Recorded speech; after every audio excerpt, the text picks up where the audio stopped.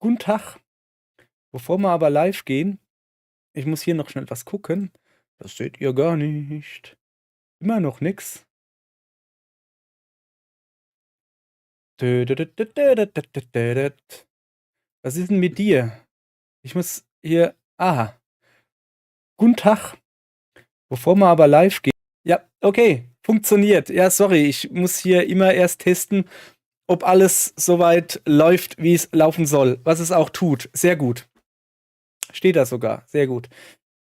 Ist ja auch egal. Haben wir hier alles richtig. Okay, so. Was wollen wir heute machen? Heute wollen wir ein paar Shorts machen. Das sind so kurze Hosen, die nicht übers Knie gehen. Hahaha, Spitzenwitz. Ja, wegen dem Witz mache ich das alles hier. Nee, YouTube-Shorts. Man könnte sie auch verwenden für TikTok oder, keine Ahnung, Instagram oder so. Kenne ich mich nicht aus. Ist mir alles egal. Ich bin ein alter Mann. Ich bin froh, dass ich YouTube verstanden habe. Was ich nicht hab. So, dann starten wir einfach mal. Ich habe da was vorbereitet, wie man hier sieht. So ungefähr soll das am Schluss aussehen. Also hier sieht man meinen Mauszeiger, ja. Da oben rechts ist in 9:16 und dann könnte man auch ein bisschen Play machen. Ich muss jetzt mal ein bisschen auf Sound gucken. Ja, das ist schon mal sehr laut. Desktop-Audio. Na, kommst du her? Darfst ruhig Play machen, Junge. Oh, jetzt ein bisschen hier. Foreshadowing. Foreshadowing, du mich auch. PO ist toll, aber kann man hier auch gut jemanden kennenlernen? Ja. Vielleicht meine Tochter, Was ist das die dich dann abserviert? Das ist ja Wir haben ihn nicht abserviert. Das muss man mal ganz klipp und klar sagen. Wir haben ihn nicht abserviert. So, also so soll das aussehen. Das bisschen auch beachten hier, die hüpfenden, schön hüpfenden Untertitel. Pass auf. Wir haben uns für also seht ihr das, dass die jemand so anderes entschieden. Bouncen. Aber ich kann das auch irgendwie mal genauer zeigen, indem ich einfach alles ausblende. Na, die Untertitel natürlich nicht. So, pass auf, machen wir das einfach so. Zack. Und jetzt werdet Zeuge, wie die Untertitel bouncen. Boing, boing, boing. Ja, super. Also sowas in der Richtung will ich halt machen. Also nicht will ich machen, werde ich machen und ich werde euch dran teilhaben lassen, weil das nämlich auch das eine saumäßig langweilige Arbeit ist. Und da hat man doch gerne keine Leute dabei. Oder so. Genau. So. Ich habe da übrigens schon was vorbereitet. Also ich hab diesmal bin ich vorbereitet. Normalerweise sind das ja so Sachen wie, so, jetzt suchen wir uns noch einen Videoclip raus und das dauert dann ewig und das ist mega interessant. Nicht. Und deshalb habe ich hier schon mal den Clip, diesen hier. Wenn er läuft, Fine by me. bin ich vorbereitet. also, was will denn Ilsa Schon mal sehen? vorbereitet. That's where we come in. Oha. See, she wants So, genau so wird es nämlich laufen. So, deshalb habe ich da schon mal was vorbereitet. Aber zuallererst, wie machen wir denn das? Komm, wir speichern mal. Also, ihr müsst ja erstmal wissen, wie macht ihr denn Hochkant-Videos bearbeiten in Kdenlive? Das macht man, indem man Kdenlive aufruft. Mega Tipp. So, dann seid ihr irgendwie hier. Wieso steht denn da Eingangspunkt? Ist mir ja auch egal. Dann seid ihr irgendwie hier. Ihr geht auf Datei. Ihr geht auf Neu. Dann scrollt da runter. Benutzer definiert. Und dann vertikal entweder also HD 30 oder 60 Frames. Ich mache natürlich 60. Ich weiß gar nicht, ob YouTube Shorts, wo ich es hochlade, habe kein Instagram, ich habe kein TikTok, habe kein Interesse dran, weil ich weiß nicht, ob YouTube Shorts überhaupt 60 Bilder bei Shorts zulässt oder nur 30. Ist aber auch nicht schlimm, selbst wenn es nur 30 sind, egal. Ich nehme trotzdem mit 60 auf, weil ich es kann. Es ist möglich, ich weiß gar nicht, ich glaube, das ist jetzt schon voreingestellt so. Es war mal so, als ich angefangen habe mit Kdenlive, da gab's das nicht. Da gab's noch keine Voreinstellung für vertikal irgendwie sowas. Musste ich mir noch selber reinfriemeln. Ist jetzt aber auch nicht weiter schwer. Dann suchst du dir hier was aus, keine Ahnung, nimmst das da und passt es dann halt einfach da noch ein bisschen an. Was sind das da? Neues Profil erstellen, genau. Jetzt könntest du das nennen Lecco Mio. Ihr wisst, was ich meine. Und da dann die Größe anstatt 1920 mal 1080 einfach 1080 mal 1920 und dann habt ihr den Rest, lasst da einfach Bildwiederholfrequenz. Ja, wäre vielleicht nicht schlecht, wenn man da vorher was auswählt, was 60 Frames hat. Ist ja auch egal, wollen wir ja aber alles nicht machen. Machen wir nicht. Wir haben ja, wie gesagt, vertikal 60 Frames, dann geht ihr auf OK. Zack, dann seht ihr schon hier. So, und dann sind wir soweit. Dann können wir jetzt halt hier Sachen reinladen. Da kann ich auch gleich mal was Lustiges zeigen. Mal her. Ich mach das mal klein. Geh mal, wo ist denn die Windows-E-Taste? Hier ist die Windows-E-Taste. Videos. Ich habe da was vorbereitet. Ich glaube, es dürfte der Papengu sein. Also, wie ich das halt mache. Das Problem ist. Oh Gott, her. Nö, das ist es nicht. Ja, mach mal einfach, ihr habt nichts gesehen. Ist es der Liebeslöffel? Keine Ahnung. Ja, das sieht gut aus, was ich zeigen will. Ihr habt ja am Anfang ein normales vertikales Video, so wie das hier. Ich drücke mal kurz Play. Ab hier kriegen wir es selber hin, denke ich. Kriegen wir es selber hin. Ist prima, Peter. Danke für deine Hilfe. Und so weiter und so fort. Machen wir mal den Sound weg, den brauchen wir nicht. Mein Gelaber ist laut genug. So. Wenn ihr jetzt hingeht, also ihr habt diesen Schnippel da, das ist das komplette Video, was es dann sein soll. Wenn ihr jetzt hingeht und geht auf Neu und dann hier Benutzer definiert, habe ich ja gesagt, dann runterscrollen, HD, 60 Frames, okay. Da braucht man nicht speichern. So. Und dann ist er weg. Da ist er weg. Der schöne Schnippet. Ja, ist doof. Deshalb ist meine Idee, die ich euch sage, Moment, erstmal, das ist ja unser unbenanntes Ding. Also das Horizontale, was wir neu haben. Machen wir auch mal zu, brauchen wir auch nicht. Wir machen auf den Papengu. Habe ich vorbereitet. Das ist also jetzt hier vertikal, HD 60 Frames, habe ich euch ja gerade gezeigt. So sieht das Ganze aus. Und dann macht er einfach ein zweites Fenster auf mit eurem Liebeslöffel. Das macht er natürlich nicht mit eurem Liebeslöffel auf, sondern mit dem Clip, der noch vertikal ist. Und dann einfach nur, was ist das? Umschalttaste gedrückt halten, habe ich glaube ich schon mal erklärt. Dann habt ihr hier dieses Dingens da, mit der Maus dann halt, blub. Alles anwählen, Steuerung C. Ihr könnt wahrscheinlich auch kopieren. Gibt's hier ein Kopieren? Ah, da oben. Kopieren. Keine Ahnung, ich kenne mich mit Maus nicht aus. Ich tue das alles mit Tastatur machen. Einfach kopieren. Das könnt ihr wieder zumachen. Ihr geht aufs andere Fenster. Steuerung V, beziehungsweise geht das auch mit Rechtsklick einfügen. Zack. Und dann habt ihr genau diesen Clip, den er eben kopiert hat, habt ihr da auch drin. Feine Sache, gell? Ja. So, dann legen wir mal los. Moment. So. Schlaue Leute werden jetzt festgestellt haben, dass da oben ist ja, das sieht aber kacke aus. Das ist aber hier, das ist ja kacke. Ja, richtig. Jetzt müssen wir zuallererst hingehen. Die Videospur erstmal kopieren, Steuerung C. Ja, ihr könnt dann halt hier da mit der Maus, ich muss das ja für Maus und Tastatur Leute erklären. Ihr sucht euch eine leere Spur aus, in dem Fall die. Es könnt ihr auch mit einfach auf der Tastatur oben, unten. Ich nehme mal, es muss natürlich eine Videospur sein, die da. Steuerung V einfügen. So, jetzt habt ihr hier zweimal dasselbe Video drauf. Komm mal her, das ist ein dummes Bild. So. Was ihr jetzt macht, ist blub. Da macht ihr mal ja, gute Frage, ne?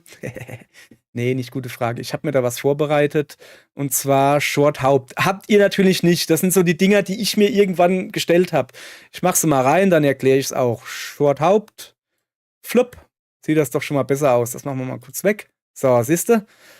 Was das ist nichts anderes wie, ich habe das Bild, ihr wisst ja, das war eben ganz klein, also das war ungefähr so. Das da. Das habe ich dann vergrößert auf 444%. So, dann sieht das so aus. Dann habe ich halt noch gesagt, hier, du kannst das hier noch rumstellen. Da. Wo bin ich denn hier? Moment. So. Habe ich natürlich dumm Zeug gemacht. Hier, guck. So. Also, hier sind wir. So. Dann müsst ihr halt hier noch hingehen, die X- und Y-Koordinaten, sprich das Bild so reinmachen, dass es schön aussieht, mittig ist oder was weiß ich was. Ist in dem Fall mittig genug, sag ich mal. Jetzt gucken wir das mal ganz kurz an. Wie gesagt, den Ton brauchen wir eigentlich nicht. Wieso sind da eigentlich so viel? Was ist denn da unten drin? Ach so, ja, nee, das braucht man nicht. Blub, weg mit dir. Zack. Nicht wundern, alles klar. So, jetzt lassen wir das mal kurz laufen. Ich will halt einfach nur gucken, dass das, was ich sehen will, mittig ist. Ist es übrigens nicht. Es ist eigentlich etwas weiter links. Hallo, ein Wasserschwein. Cool. Es ist ein Hut, irgendwas, bla bla bla. So. Okay, ich brauche vielleicht doch Sound, merke ich gerade. Wäre nicht schlecht, um zu wissen, was los ist. So. Ist das so ein Wasserschwein oder wie das heißt? Ja, ist es. Ein Papeng. So, als ich gesagt habe, ist das hier ein Wasserschwein, habe ich mit der Kamera rumgeschwenkt. Seht ihr da? Schwein oder wie das heißt? Das Wasserschwein bleibt nicht drinne. Das ist ein bisschen doof. Wir sind jetzt schon 12 Minuten drin. Und jetzt kann man überlegen, mache ich jetzt ein sehr langes Video, wo ich genau erkläre, oder mache ich ein nicht so langes Video? Ich habe eigentlich gar keinen Bock da drauf. Komm. Ist das so? Also, zuallererst mal, da renne ich hin und ab hier drehe ich die Kamera. Ab diesem Frame. Man könnte jetzt hin. Komm, ich zeig, wie es wirklich funktioniert für den Anfang. Und dann zeige ich, wie ich das mache, weil ich eine faule Sau bin. Du machst dir hier ein Keyframe dazu. Plupp, an diese Stelle. Da wird die Kamera nach rechts gedreht. So. Und da dreht er sie wieder nach links. So ungefähr. Hier noch ein Keyframe hin. Ich gehe zurück auf den und sage, pass auf. Wenn du da hinten bist, hätte ich gern die Kamera hier. So, und jetzt gucken wir uns mal an, wie das aussieht. Ist das so ein Wasserschwein oder? Ja, hat funktioniert. Also, okay, ich könnte es auch nochmal langsam zeigen. So, wir rennen hier hin. Hier, jetzt drehe ich die Kamera nach rechts. Ich sag aber jetzt, das seht ihr hier in diesen Punkten, meinem Programm, fahr ein Bild weiter nach links. Und das mache ich jetzt. Seht ihr jetzt, achtet mal, seht ihr meinen Mauszeiger? Yep. Seht ihr hier überhaupt? Hier. Das ist die Stelle, wo das Bild gerade ist. So. Seht ihr, dass dieses X jetzt weiter rüber wandert? Nee, macht's gar nicht. Achso, wir sind schon zu weit. Mann, ey. Sieht man das hier nicht? Interessant, ich dachte immer, du siehst es darüber wandern. Ihr siehst es halt nicht. Okay, ihr müsst mir einfach vertrauen. Ach so, nö, ich bin doof. Moment. Ist das. Okay. Ich habe jetzt also einfach nur dieses Bild, während ich die Kamera nach rechts drehe, das Bild nach links verschoben oder umgekehrt. Eins von beiden.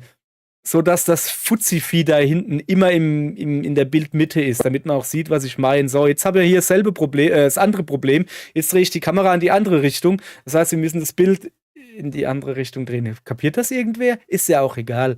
Ich höre mich irgendwie gerade an wie der Prediger von Leben des Brian. Brian. Ein Seht ihr das? So, Schwein oder wie das heißt? Ja, ist es. Und hier sind wir wieder in der Mitte. Das heißt, ab hier ist der Ausgangsframe. Und zwar will ich den haben. X ist 1403. Also die X-Koordinate X-Koordinate ist links, rechts, Y ist oben, unten. Kann man sich ganz einfach deshalb merken. Ein Y hat unten nur einen Strich, das heißt, es ist unten und oben. Und X hat links und rechts Striche, also X halt, ne? Links, rechts, so. Ist links, rechts. So. Z ist übrigens Tiefe des Raums, aber wir machen hier nichts mit 3D. Mal wieder was gelernt. Sehr schön. Was wollte ich sagen? So. Achso, ja, wir wollten uns merken 1403. Da wollen wir hier wieder hin. 1403. Ja, mir fehlt immer noch. Nein, mir fehlt nicht die 4-Taste meiner Tastatur. Ich habe die 4-Taste meiner Tastatur. Hier ist sie. Ich kann halt nur nicht drauf tippen. Auf dem Nummernblock. So. Jetzt müsste, wenn ich mich nicht irre, Das ist so ein Wasserschwein oder wie das heißt. Ja. So. Guti. Dann machen wir das nämlich so. Also im Moment spielt sich alles hier ab. Ich habe ja hier diese Keyframes gesetzt, also wo du genau sagst, ab hier passiert jetzt irgendwas. Dann tue ich irgendwie das Bild verschieben und das mache ich jetzt auch. Und zwar drehe ich mich hier nämlich nach rechts. So, dann würde ich nämlich mal sagen, das machen wir nicht. Uns nach rechts drehen. Nämlich doof. So, du bleibst mal schön da. Das ist ein bisschen doof hier. Ja, du bleibst ungefähr da. Dass es jetzt zu hoch oder zu tief ist hier. Keine Angst. Regeln wir alles noch. So, lass mal gucken, wie das jetzt halt aussieht. So. Schwein oder wie das heißt. Ich glaube, das ist schon in Ordnung. Was ist Schwein? Okay. Das ist eigentlich schon in Ordnung. Ich hoffe, irgendjemand kriegt mit meinem Gestammel mit, was ich hier will. Wie gesagt, wir machen nachher. Das ist jetzt schon ein bisschen deutlich komplexer.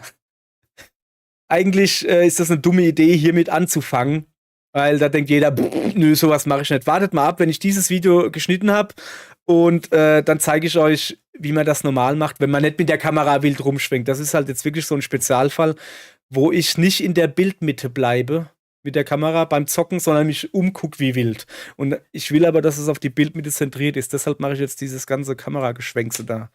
So, dann gucken wir mal. Ist das so ein Wasserschwein oder wie das heißt? Ja, das ist schon. Ja, ist es. So. Papengu oder so heißen die Dinge. Papengu. Hallo! Ich bin ein Wasserschwein, siehste? Ja, die heißen auch irgendwie anders. Pangolin oder so. So, ja, wir sind ja schon viel zu weit. Also, jetzt fangen wir erstmal hier wieder an. Da war die Y, war 3309. Und das soll auch so bleiben. Deshalb fügen wir das hier ein. Und wir fügen das auch hier ein. Ne? Komm, da kann man einfach eins runtergehen. Und wir fügen das auch hier ein. Irgendwas stimmt gerade nicht. Ah, da fehlt ein Minus. Blub. So, jetzt ist das wie ein schöner Strich. Also es bleibt jetzt, die horizontale Ebene, da bleibt es wechselt nur, die vertikale Ebene bleibt, es wechselt nur horizontal ein bisschen hin und her. Gucken wir uns nochmal genau an. Und zwar halten wir ist da das unten so das da im Wasserschwein oder wie das Ihr heißt? seht hier, wie sich die X-Koordinate Ja, ändert, weil Papengu ich dann die Kamera oder so heißen her die Dinger. schwenke. Hallo! So, der Plan, was ich jetzt vorhabe in diesem Video, ist folgendes.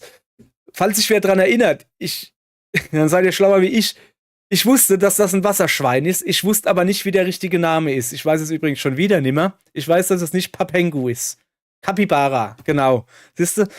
Wusste ich in dem Video, ist es mir entfallen. Und ich dachte, es heißt Papengu. Und das habe ich dann also in dem Video einmal Papengu genannt. Und dann habe ich ja ein Live-Videoschnittprogramm gemacht. War der hoffentlich live dabei. Wo mir schon wieder der Name entfallen war. Und ich habe es schon wieder Pengo genannt oder Pangolin oder sowas. Und irgendwann habe ich dann nachgeguckt. So, und das will ich zu einem Short-Video machen, um zu zeigen, wie doof ich bin. Ich kann mir noch nicht mal den Namen von dem Wasserschwein merken, das da heißt Capybara, glaube ich. So, jetzt, also das ist der Anfang vom Video. Ich renne da hin und sage, guck mal, da ist ein Wasserschwein, das heißt Papengu. Ist das so ein Wasserschwein oder wie das heißt? Ja, ist es. Ein Papengu oder so heißen die Dinge. Hallo. So. Hallo. Ich würde mal sagen, das ist in Ordnung so. Ich würde hier das Hallo noch mitnehmen.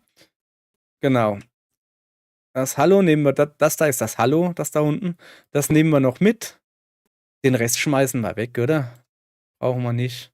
Könnten wir jetzt halt hier löschen und könnten also hier einen Cut machen und dann löschen oder du ziehst es einfach rüber. So. Das heißt, im Moment sieht unser kompletter Clip so aus. Ist das so ein Wasserschwein oder wie das heißt? Ach so, ja, ist es. Ein Papengu oder so heißen die Dinge. Hallo. Hallo. Ja, so, jetzt habt ihr wohl eben gerade festgestellt, ja, was ist denn mit deinem Gesicht? Das ist ja gar nicht da. Ja, das fehlt noch. Habe ich was vorbereitet und zwar brauchen wir, wie beim normalen Gesicht reinschneiden, das kennt ihr schon, wir brauchen einen Face Crop. Das schon mal nicht, weil ich habe es gerade auf beide angewandt. Wir brauchen nur hier oben einen Face Crop natürlich. So, ja, der ist nicht so gut gekroppt, ganz ehrlich gesagt.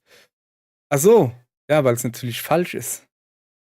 Ich habe mir hier schön was vorbereitet, ein Short Crop, das sieht deutlich besser aus. Bam, das sieht deutlich besser aus. So, also Short Crop für die Leute, die die alten Live-Schnitt-Videos, das alte Live-Schnitt-Video nicht geguckt haben. Ich würde sagen, holt das natürlich nach. Also auf meinem Kanal unter Livestreams ist Live-Videoschnitt oder so heißt das. Da gehe ich noch mal genauer drauf ein, was Crop ist, was Transformation und sowas ist. Kurz zusammengefasst, Crop ist, du sagst, das ist das komplette Videobild. Moment. Das machen wir mal kurz weg, dass ich besser. Das da ist das komplette Videobild. Da links ist das Spiele-Dingsbums, rechts ist meine Fratze. Jetzt will ich das links, das Spielebild, will ich weghaben und will nur meine Fratze haben. Und ich will auch unten weghaben das Schwarze und oben ein bisschen das Schwarze. Und genau das mache ich mit diesem Crop. Ich gehe also hin und sage, hier, schneid oben ein bisschen ab. So. Ist halt doof, was ich gerade mache, ne? Hier, schneid oben ab, da. Zack. Jetzt habe ich keinen Kopf mehr. Yay. Alles dran geköpft. Schneidet links ein bisschen ab, schneidet rechts ein bisschen ab. Das ist Crop. Jetzt ist das natürlich riesig groß. So, ne? Soll schon ein bisschen kleiner sein. Da braucht man dann Trans. Also eigentlich wäre das, wie heißt das Ganze? Transformieren heißt das gute Tool, was man da bräuchte. Ich habe mir da aber was vorbereitet. Geh mal weg da. Was habe ich denn eigentlich jetzt gerade schon wieder gemacht? Ich habe doch jetzt wieder eben was umgestellt, ich Dödel. Ja, natürlich. Habe ich irgendwas gelöscht? Wie habe ich denn das jetzt wieder hin? Ja, da ist es doch. Was habe ich denn gerade gemacht? Ich bin auf die falschen. Ja, ich habe mir nur die Effekte angezeigt. Ist ja auch egal. So.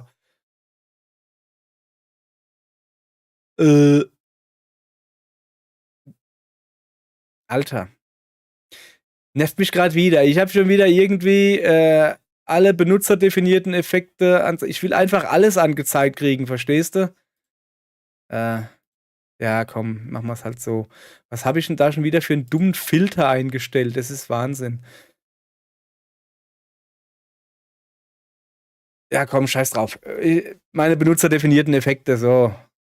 Warte mal, hier. Und zwar habe ich hier den genannt Short Transface. Yep. Okay, da habe ich jetzt das Face oben. Macht aber erstmal nichts. Und ich brauche nur ein Chroma Face. Chroma Face ist, ich berechne, also die schwarze Farbe, die da im Hintergrund ist, die mache ich jetzt halt raus. Ich sage also, alles, was genau dieses Schwarz hat, soll nicht zu sehen sein. Gefährlich. Das machst du meistens mit einem Greenscreen. Wie zum Beispiel den ich hier habe, hinter mir. Sieht man halt nicht, dass da ein Greenscreen ist. Moment, ich kann euch kurz mal ein Greenscreen zeigen. Stream Facecam, muss ich da so. Blub. Ha! Seht ihr meinen schönen Greenscreen gerade? Ja, das hier ist mein wunderschöner Greenscreen. So, machen wir den schön wieder rein. Blub. So. Ich habe hier halt einfach einen schwarzen Hintergrund gewählt, weil, keine Ahnung, Schaut es nach, warum ich das gemacht habe im ersten Schnittvideo. Da erkläre ich es vielleicht aber auch nicht. Wir müssen also auf jeden Fall hingehen, einen Chroma Key da oben reinmachen. Wir machen den jetzt nicht da drauf, sonst wäre das nur in diesem Clip, sondern auf die Spur. Die komplette Spur hat jetzt einen Chroma Key, wie man sieht. Den könnte man noch ein bisschen anpassen. Zum Beispiel 50, 50, 100. So, ja, was ich jetzt hier mache, ist einfach Rot, Grün, Blau ein bisschen verändern, dass diese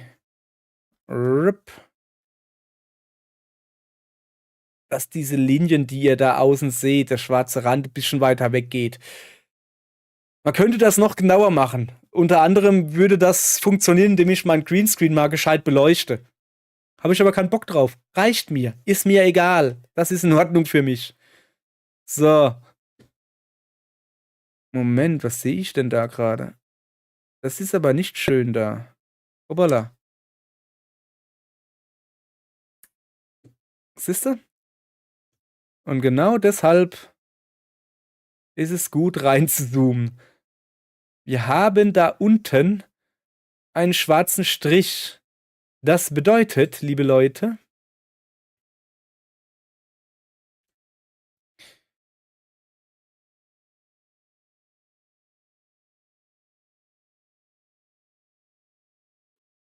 so, dass das hier falsch ist. Es sollte 303, hoppala, 303 sieht gut aus, oder? Da könnte noch was gehen, oder?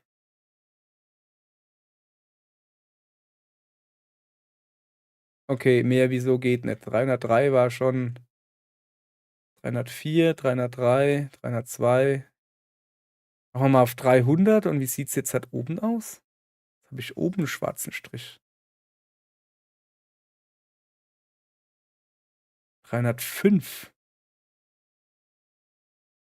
Okay, also das Problem ist jetzt folgendes. Wir haben die Größe von dem auf 444. Wir können jetzt mal versuchen, das ein bisschen größer zu machen. Ja, also hier, ne? So, kann hier das Bild größer, kleiner machen. 444,1 und dann haben wir halt, upsala, 444. Was wohl passiert, wenn ich es auf 445 mache? Und dann reinzoomen. Unten okay. Oben okay. Okay. Merken wir uns 445, der geile Scheiß und da 3303. Ui, das ist jetzt wieder mit Arbeit verbunden. So, das heißt hier ausgerechnet 445, das ist doch scheiße. Ich habe doch keine 4, ich kann doch keine 4 auf meiner Tastatur. Moment, jetzt müssen wir in jeden einzelnen Frame gehen. Also jeden Keyframe gehen und sagen, hier wollen wir 445 haben. Und da wollen wir 445 haben. Und da wollen wir 445 haben. Und wenn er jetzt denkt, das ist aber eine dumme Arbeit, das ist richtig. Aber wir sind noch nicht fertig. Wir wollen nämlich hier 313 haben. Wir wollen hier 313 haben. Wir wollen hier 3. Ich könnte mir durchaus vorstellen, dass es da eine bessere Möglichkeit gibt, das auf alle Keyframes anzuwenden. Weiß ich aber nicht. Wo ist die Kamera? Da. Weiß ich aber nicht. Deshalb mache ich das normalerweise anders. Ich mache das nicht mit Keyframes, sondern anstatt die Stelle, hier zum Beispiel, hier Keyframe, anstatt hier einen Keyframe zu setzen, würde ich hier einfach einen Schnitt machen. Und dann haben wir halt, kann ich ja mal kurz zeigen. So, ich würde hier einen Schnitt machen, genau auf die Linie, zack. Und dann gehen wir halt zum nächsten Keyframe oder sowas. Da würde ich dann auch einen Schnitt machen. Sag mal jetzt einfach mal, Moment. Komm mal her. Flip. Sag mal, hier würde ich jetzt noch einen Schnitt machen. So. Und statt jetzt halt hinzugehen und jeden einzelnen Keyframe einzeln zu machen, würde ich dann einfach hingehen mir hier, also hier kopieren, sprich hier Steuerung C, dann würde ich das da auswählen, Rechtsklick, Effekte einfügen und hätte dann alle Effekte, die auf dem einen sind, auf alle ausgewählten. Macht es deutlich einfacher, wie einzelne Keyframes da zu Dingsbumsen. Aber ja, eigentlich sollst du das mit Keyframes machen, denke ich mal. Ich schätze mal, irgendjemand, der das professionell macht, der wird mir auch erklären können, warum man das so machen sollte. Ich bin aber kein Professioneller. So, haben wir eigentlich alles? Nee, haben wir natürlich nicht. Wir waren bei Keyframes machen, gell? 313, 313, 313. So, jetzt haben wir sie alle drin. Jetzt gucken wir uns das Ganze nochmal an. Ist das so ein Wasserschwein oder wie das heißt? Ja, ist es. Ein Papengu oder so heißen die Dinge. So. Hallo. Meine Fratze soll natürlich nicht da oben bleiben, da nervt die nur. Da machen wir sie doch da runter, würde ich mal sagen, oder? Auch hier ein bisschen reinzoomen, weil wir wollen ja, dass meine Fratze nicht irgendwie da ist und das siehst dann da unten so einen grünen Rand, sondern wir wollen ja schon, dass das hier einigermaßen bündig ist. So, würde ich mal sagen, ja? Dann gucken wir uns das jetzt mal an. Ist das so ein Wasserschwein oder wie das heißt? Ja, ist es. Ein Papengu oder so heißen die Dinge. Hallo. So. Also, Papengu oder so heißen die Dinger. Dann soll es weiter, also dann kommt eine kurze Blende, Schwarzblende, also Abblende, Aufblende und dann geht's weiter mit dem hier. Die heißen auch irgendwie anders. Das hier, oh ja, Moment, da sind, glaube ich, noch Effekte drauf. Warum sind denn da Effekte drauf? Zack. Zack. So. Ja, die heißen auch irgendwie anders. Pengolin oder sowas, keine Ahnung. Das ist aus meinem Schnittvideo. Wo ich dann. Wie heißen die jetzt eigentlich? Was habe ich da gesagt? Papengu? Ja, die heißen auch irgendwie anders. Pengolin oder sowas, keine Ahnung. Alles klar. Ein Papengu. Papengu, auch nicht schlecht. Wie heißen die jetzt eigentlich? Ja, genau, wie heißen die jetzt eigentlich? Also so, ne?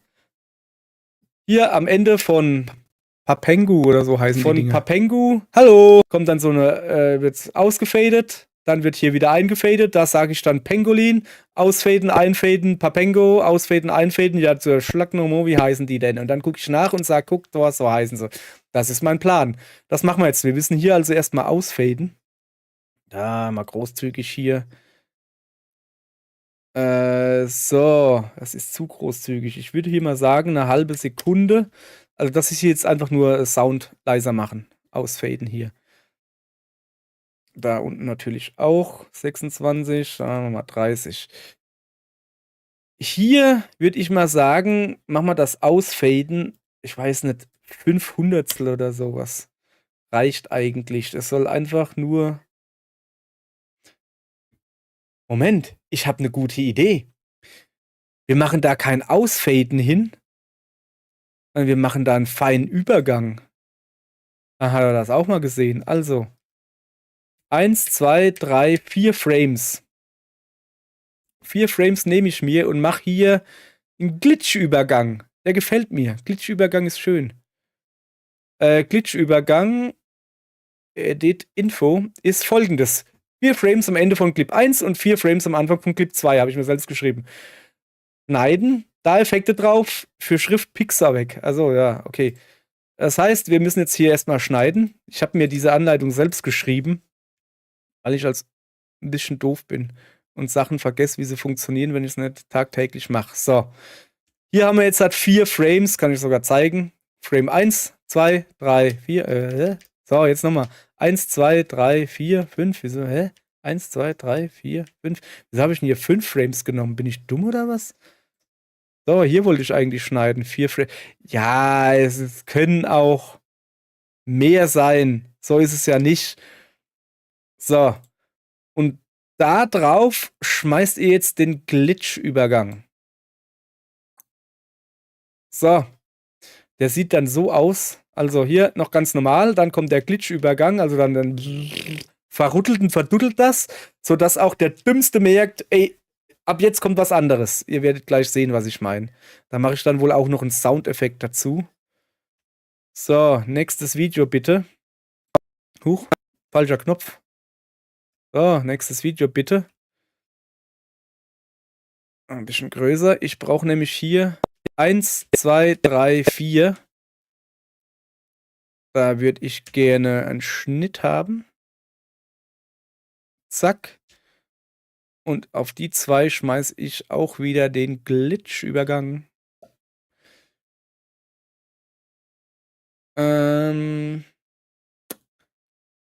Erstmal, damit ihr seht, was ich meine. Moment. Ja, die heißen auch irgendwie anders. Okay, wie ihr seht, habt ihr nichts gesehen, ja? Ich auch nicht. Komisch. Nochmal. Da ist es ein Papengu oder so heißen die Dinger. Hallo! Ja, die heißen auch. Ja, okay, komm, ich zeig's euch. Das Problem ist, dass er hier nachlädt und dann sieht das nicht flüssig aus. Also. So, das ist der letzte Frame und dann sieht das Ganze aus. So, genau. Wollte ich schon immer mal sagen. Moment, ich muss hier. Wo bin ich denn hier? Da bin ich hier. Gut. Sorry, ich muss nur schnell was gucken. Wir sind jetzt schon bei 37 Minuten. Ich krieg die Krise. Und ich dachte so, halb Stunde. Und dann kam ich auf diese komplett bescheuerte Idee, da mit Keyframes die Kamera. Ach komm, vergiss das. So, egal. Warum sieht das hier noch kacke aus? Ja, weil ich da noch kein Crop drauf habe. Dann würde ich mal sagen, machen wir das. Und zwar nehmen wir einfach den Crop, den ich von dem hier habe. Ich hoffe, dass der funktioniert. Ich kann hier mal gucken. Ja. Okay, und der da. Copy, also hier nehme ich jetzt nicht den Crop. Oh nee, warte mal, der ist schlecht. Der da ist besser. Hier nehme ich die Transformation. Die haue ich jetzt mal da unten drauf. Hoffe, dass das einigermaßen gut aussieht dann. Ja, schon irgendwie, ne? Werden wir gleich sehen. Na, kommst du her?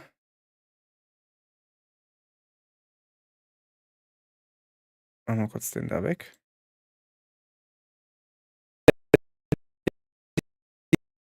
So. Das Problem hier ist jetzt, das da war aus der ganz aus der ganz normalen Aufnahme, also wo ich halt hier aufgenommen und auf YouTube gemacht habe. Das hier ist aus dem Live-Schnittprogramm, steht hier sogar, ne? Das heißt, ich muss hier ein bisschen was ändern. Und zwar würde ich gerne machen.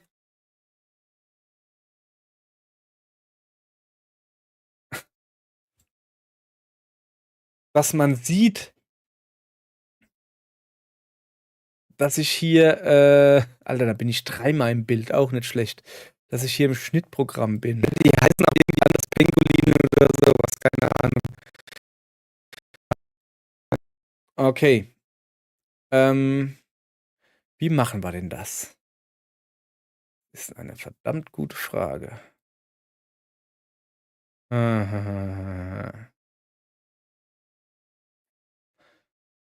Da lassen wir uns mal was einfallen. Wie sieht denn das hier gut aus, weißt du? Da müssen wir ja eigentlich schon fast.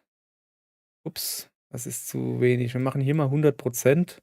Na komm, stell dich nicht so an. So.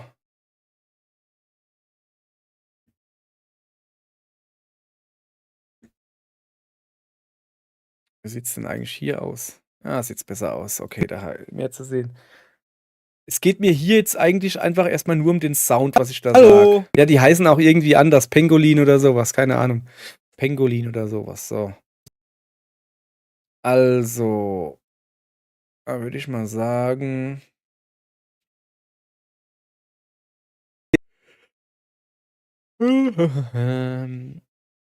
Da brauchen wir eigentlich nur eins. Dann machen wir einen kleinen Effekt drauf, fällt mir gerade auf. Pass auf. Also hier verramst das Bild, ne? Und hier verramst es auch. Das hier sind übrigens die Effekte, dieses Grün-Dingsbums. Da hätten wir hier Pixar, was das Ganze verpixelt. Wir hätten Glitcher, was das so zerreißt. Wir hätten den RGB-Splitter, der die Farben hier, seht ihr doch so ein bisschen auseinander macht. Die Scanlines seht ihr hier, keine Ahnung. Exposer ist, ja, keine Ahnung, frag mich nicht. So, Short Haupt brauchen wir hier erstmal nicht. So. Dann würde ich nämlich sagen, das ist groß, dass wir hier das Short Haupt drauf machen. So lassen.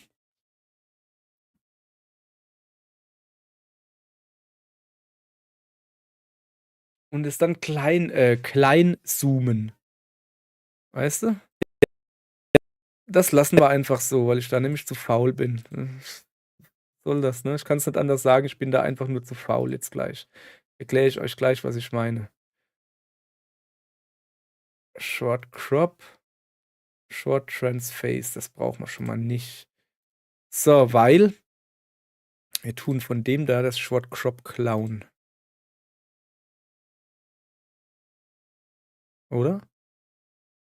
Haben wir das schon? Keine Ahnung. So, guti.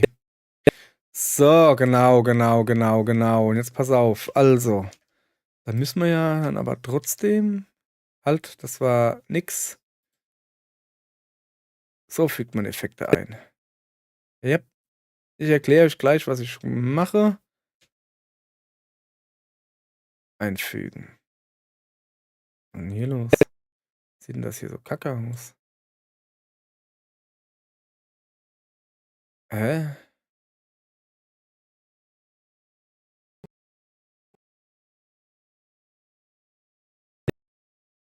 Ach so. Ja, leid. Da kriegt man jedes Mal neue Probleme hier.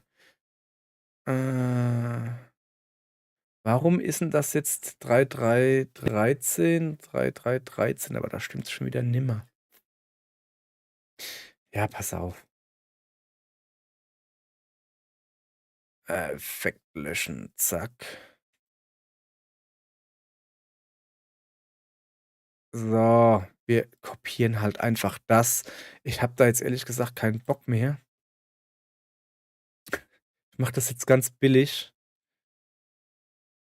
Wo ist das C? Da ist es C.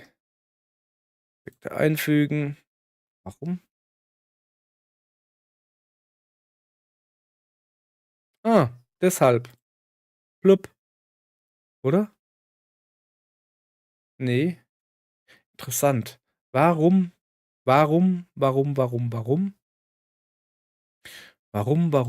bin ich so dumm? Upsala. So, bleib du da oben mal aus. Ich will doch einfach nur das da drin haben. Einfügen. Warum ist der da so kacke? Keine Ahnung, es ist halt einfach so. So, dann ziehen wir das einfach runter, ist doch gar kein Problem. Hier schmeißen wir auch erstmal alles an Dingens raus. Warum mache ich denn das so? Ich habe keine Ahnung. Ich habe keine Ahnung, ja Leute, was ich hier gerade veranstalte. Doch, ich habe sehr wohl eine Ahnung, was ich hier veranstalte. Ich habe sehr wohl eine Ahnung, was ich hier veranstalte. Es ist gerade nur etwas verwirrend. So, da geht's los. So.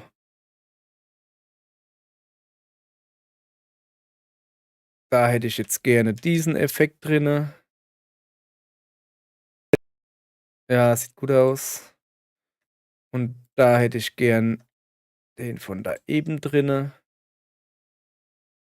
Nanu? Warum? Ist da...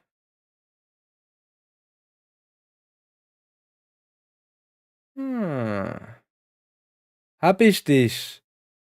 du Hühner. Ach ja, ich weiß, warum das so ist.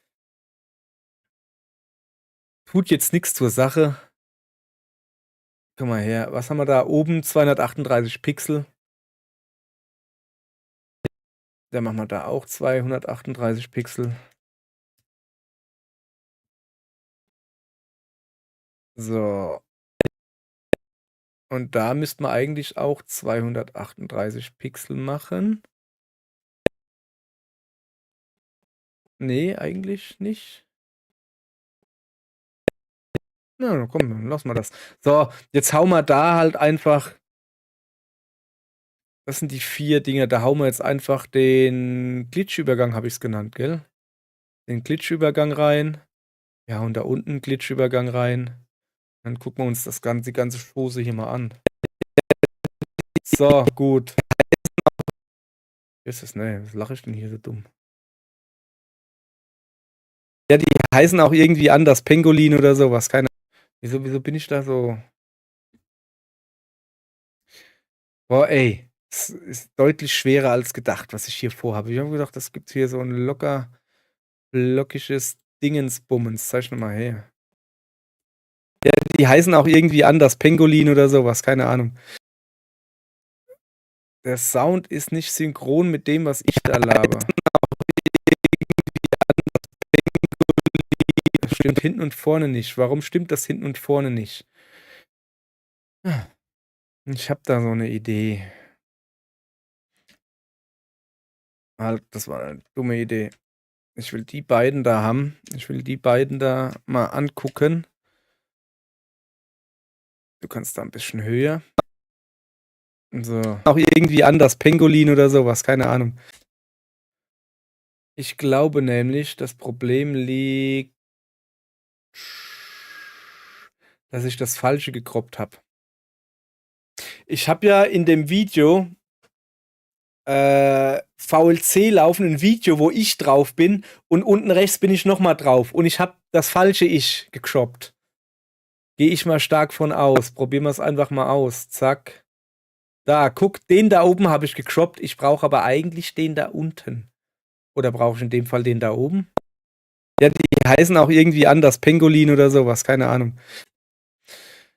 Weiß ich nicht. Probieren wir es einfach aus.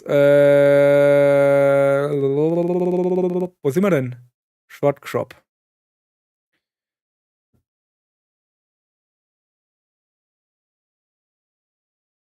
Ja.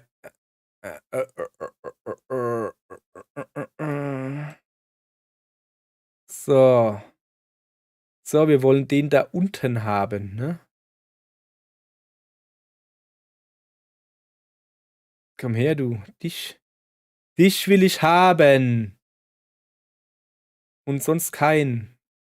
So, rechts. Ja, rechts lassen wir.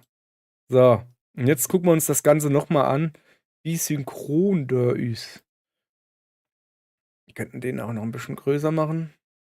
So 100% ist doch eine schöne Zahl. Dich will ich haben. Und jetzt zeig mal, ob du synchron bist. Ja, die heißen auch irgendwie anders. Pangolin oder sowas. Keine Ahnung. Bin ich gut oder was? Bin ich schon ganz alleine drauf gekommen, dass ich doof bin. Machen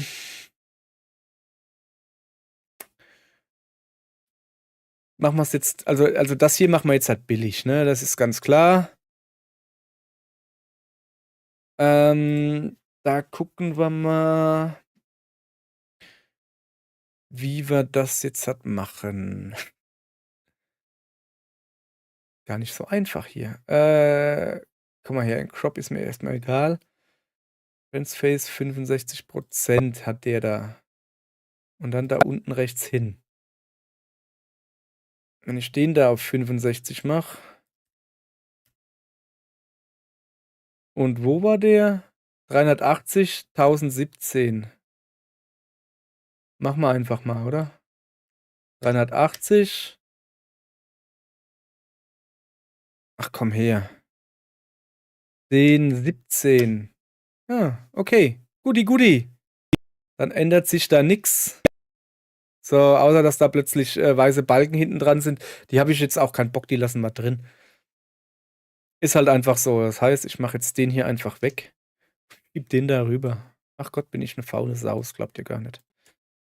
Ja, die heißen auch irgendwie anders, Pangolin oder sowas. So.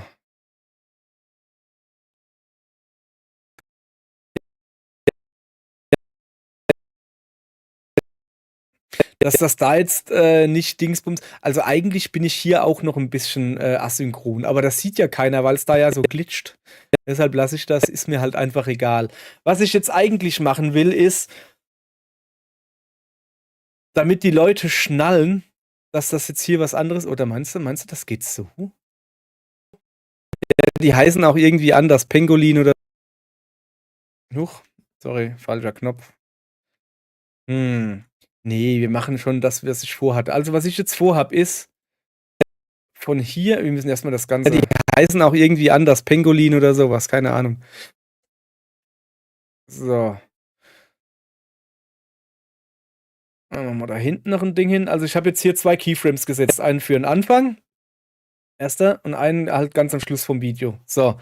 Und was ich jetzt halt will, ist, dass wenn er ganz hinten ist, dass das Video die Größe 100% hat. Upsi. Haha. Vorsicht, Radioactive Man. Das machst du nicht.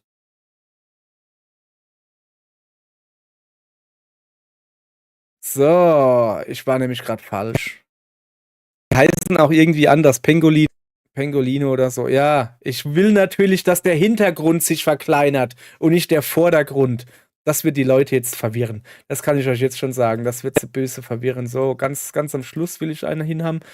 Und da hinten soll das Video 100% sein. Also so. Und mittig bitte. Danke. Ach, das wird sie jetzt extrem verwirren, ey. Alter, wird die das jetzt verwirren. Guckt euch das an. Das wird jetzt geil. Pass auf. Die heißen auch irgendwie anders, Pangolin oder sowas, keine Ahnung. Ist das geil oder was? Das ist total bekloppt. Macht nix. Da bin ich schon plötzlich dreimal. Ja, aber gibt's denn was Besseres? So, sehr schön. Das war dasselbe wie das eben. Da kommt dann wieder das Glitch-Dingens hin. Also hier geht's ja los, ne? Hier so ein Wasserschwein, dann Glitch. Dann laber ich hier irgendwie was von einem Pangolin. Wie anders, Pangolin oder sowas, keine Ahnung. So. Dann braucht man hier wieder ein Glitch-Dingens. Und zwar 4 Frames. 1, 2, 3, 4. Hier wieder ein Glitch-Dingens hin. Na komm.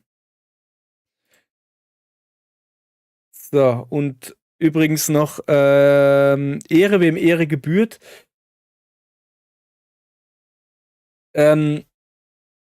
Dieser Glitch-Übergang, den habe ich natürlich nicht selbst die verschiedenen Effekte übereinander gelegt und so gemacht, dass das gut aussieht. Nö, ich habe natürlich YouTube-Video von einem angeguckt, der da erklärt hat, wie man das macht und was man einstellen muss, damit das okay aussieht. Ich habe noch ein bisschen was dran gedreht, aber grundsätzlich habe ich das einfach von dem geklaut. Nicht geklaut, ausgeliehen. Ja? Ich meine, der hat ja genau dafür ein Video gemacht, um Leuten wie mir zu erklären, wie man das halt macht. So, das Problem ist,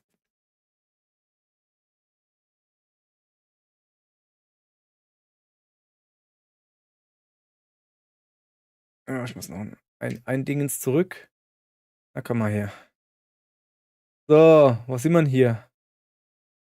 Größe 65%. Nee. Aber das tut schon runtergehen, ja?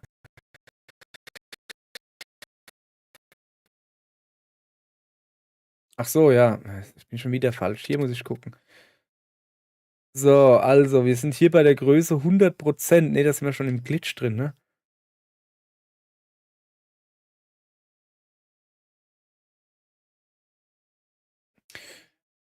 Äh,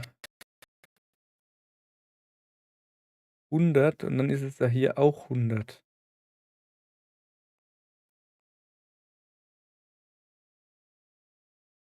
Komm mal her, Junge. Mach mal kein dumm Zeug. Ich rede mit dir hier. Ja, dachte ich mir nämlich. Wir sind hier schon bei 100%.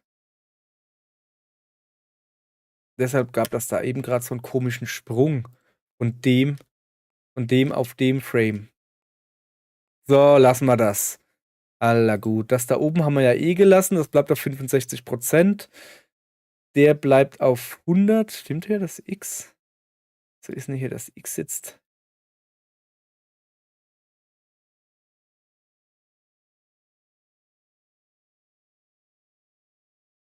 Also. Ja, nee. Da müssen wir hier alles wegmachen. Und zwar genau wie hier. 0,55. Ja. So.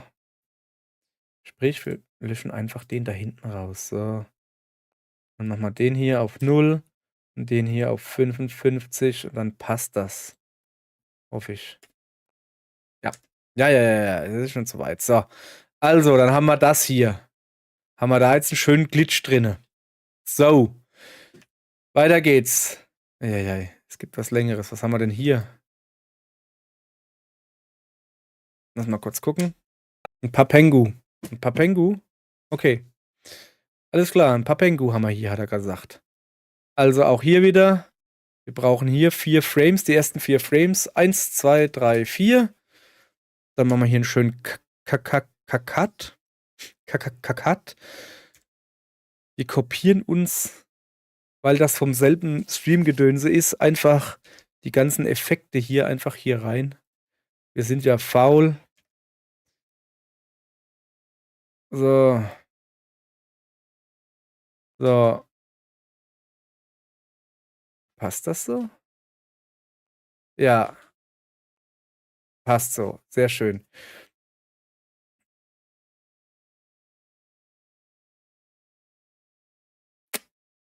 Wobei ja auch jetzt hier wieder. Moment, wir machen es hier genauso wie bei dem. Dass wir mit 445 starten und enden bei 100%. So machen wir das. Aber diesmal sind wir schlauer. Wir tun hinten gleich 4 Frames wegnehmen. 1, 2, 3, 4. X drücken. Das sollte ein X sein. Komm her, du Zuckerschneckchen. So. Zehn gejuckt. Sorry. So, also. Und jetzt machen wir das hier einfach so wie das da. Da tun wir die Effekte löschen. Nur um sie jetzt wieder einzufügen. So. Wunderbar. Nicht wundern, dass da oben der Glotzkopf noch nicht stimmt. So, jetzt pass auf. Müssen wir ja eigentlich dann da auch machen, ne? Ja, machen wir gleich. Ein Papengu. Und hier haben wir dann genau dasselbe. Also das wird jetzt wieder hier kleiner.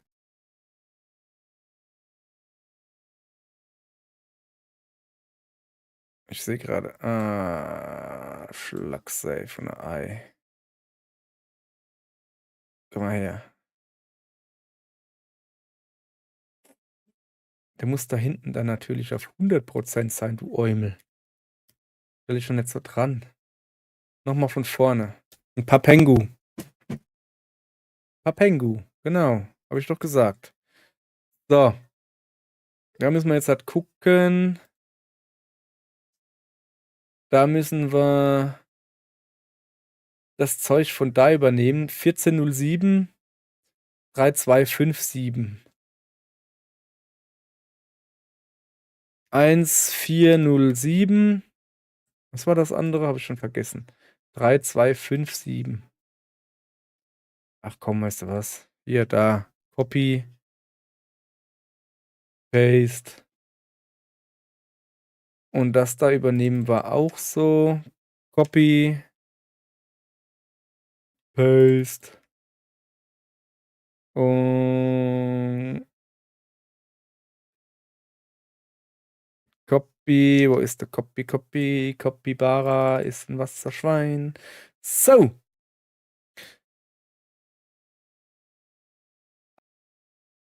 Jetzt stimmt gar nichts mehr. oder? Sag ich mal her. Doch. Was ist denn da jetzt schon wieder los? Mann, ich habe das doch so schön gemacht. Short Haupt.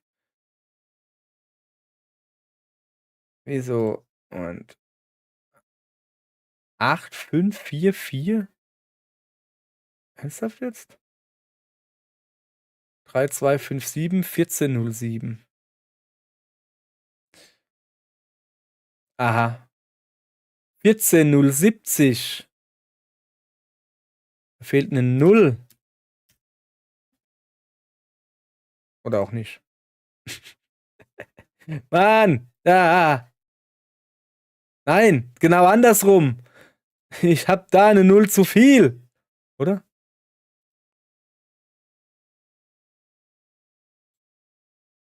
Und da hat's gestimmt. Ach Mann, ey, jetzt klappt hier gar nichts mehr. Ich bin komplett verduddelt gerade.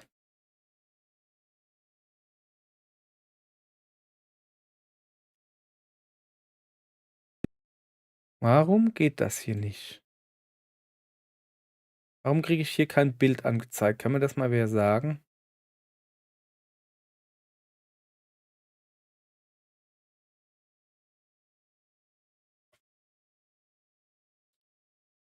Pass auf.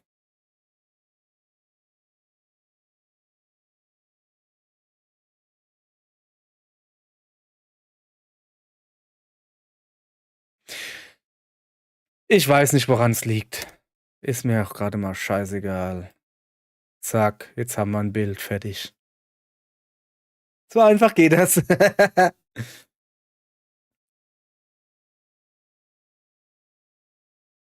So. Da brauchen wir hier einen Cut.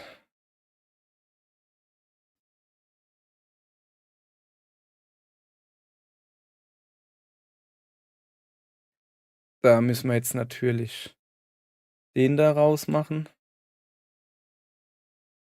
So. Da kommen dann noch die Effekte drauf.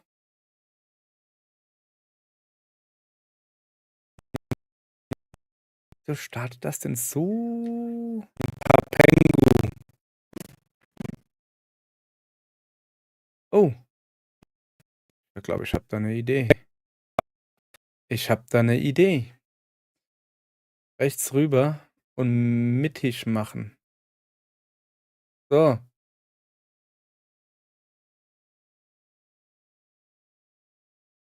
Ein Papengu. Ja, so ungefähr. Ach, ist das nicht interessant, oder? Und da fragen sich die Leute, rentiert sich das, Shorts zu machen? Nö. Das ist einfach nur ein Haufen Geknottel. Ja, ich hätte ja jetzt auch einfach was hinklatschen können und gut wäre es, keiner hätte gemotzt. Will ich aber nicht. So, hier will ich den Glitch-Übergang reinmachen. Ist hier der Glitch schon drin? Ja, okay. So.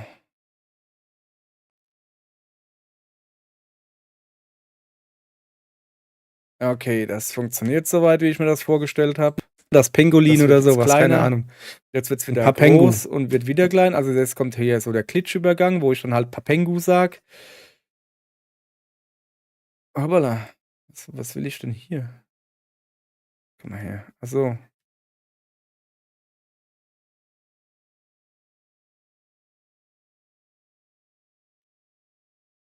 Warum ist denn der da nicht da drüben? Weil es halt so ist mir auch egal. Jetzt so. Das sind die 4 Frames am Schluss dann wieder, wo ich ausfaden will. Oh, ich habe da oben meinen Klotzkopf noch gar nicht gemacht, ne? Sollte man eventuell auch noch machen. Sag mal her, habe ich ihn hier schon? Habe ich ihn hier noch? Ah, Depp, ich habe ihn ausgeblendet. So, da ist er noch, da ist er noch. Da ist er noch. Da ist er nicht. Habe ich ihn vergessen. Ja, komm, dann hau mal den einfach so rein. Und machen jetzt einfach diese Sachen hier weg. So. Ein paar Peng. Okay. Da habe ich jetzt halt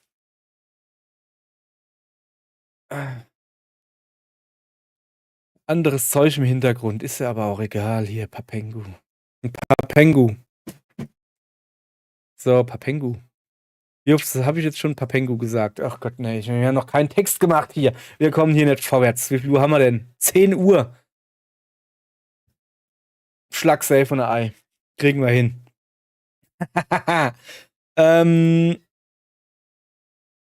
So, hier brauche ich nochmal mal einen Glotzkopf. Und eben. Ich kann auch einfach das hier kopieren. Das kommt ja dann eh da hinten hin.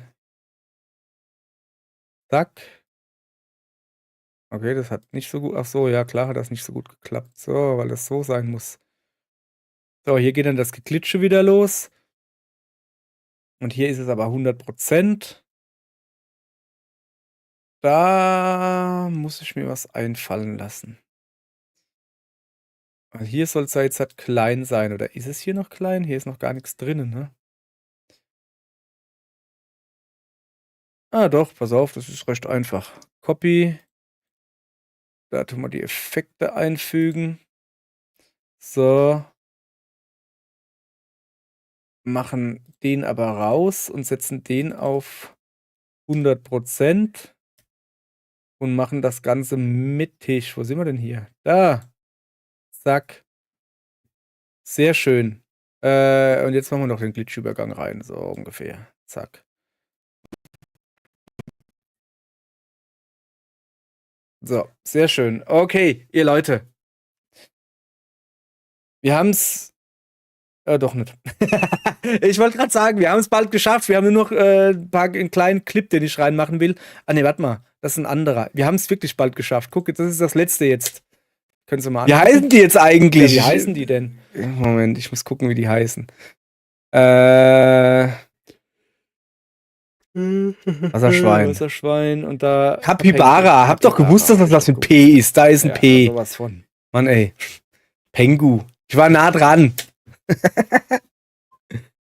So, da lacht er. Da schmunzelte der Zauberer. Ach ja, warte mal, wir können ja gleich hingehen, bevor wir jetzt da irgendwie. Ja, das dauert mir zu ewig. So, komm mal her. 1, 2, 3, 4. Und der Tag gehört dir. Das gibt wieder die Glitchies. Die Glitchies kriegen. Komm, wir machen es gleich hin. Zack. Die Glitchies kriegen dasselbe, was da drin ist, einfügen. Copy. Ja, machen wir das halt so. Effekte einfügen. So, jetzt gucken wir mal, ob das funktioniert. So, sind wir in dem zweiten. Okay, alles klar. Und der kriegt jetzt wieder das da. Und der da kriegt das da. Kopieren. Ja, komm. Junge, ich krieg einen Pickel auf der Nase. Das ist übel, der juckt. Der jucket, das ist nicht gut. Interessiert alle, was ich für schöne Pickels krieg. So. Und hier haben wir jetzt theoretisch auch gleich nix. Oh, das ist ein bisschen zu wenig hier. Dann machen wir den weg. Und setzen den da hinten hin. Den Keyframe. Hier 100%. Kommst du her? Und halt so. 100% und mittig. Ich finde dieses Mittig-Dingens nicht. So. Das da lassen wir einfach so. So, dann gucken wir uns das Ganze mal an. Wir haben es, glaube ich, geschafft. So, das ist ein anderes. Ja, das ist so. Jetzt gucken wir uns das Ganze mal an. Im Rohschnitt. Und dann kommt das ein bisschen lustigere. Machen wir auch mit Sound. Wieso fehlt denn da ein großes Stück Sound?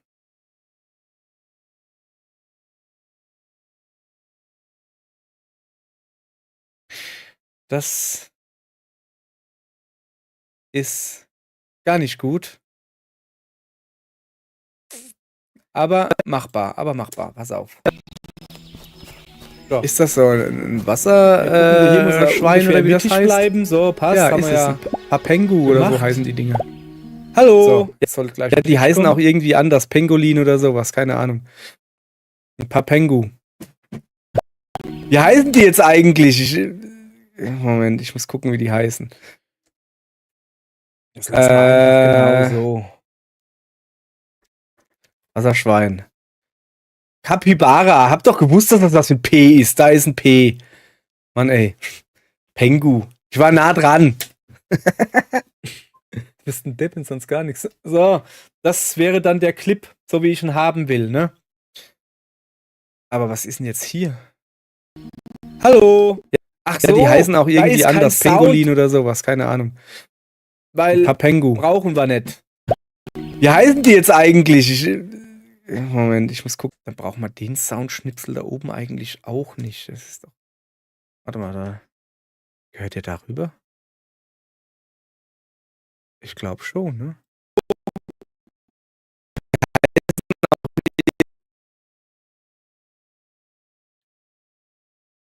Ja, komm weg.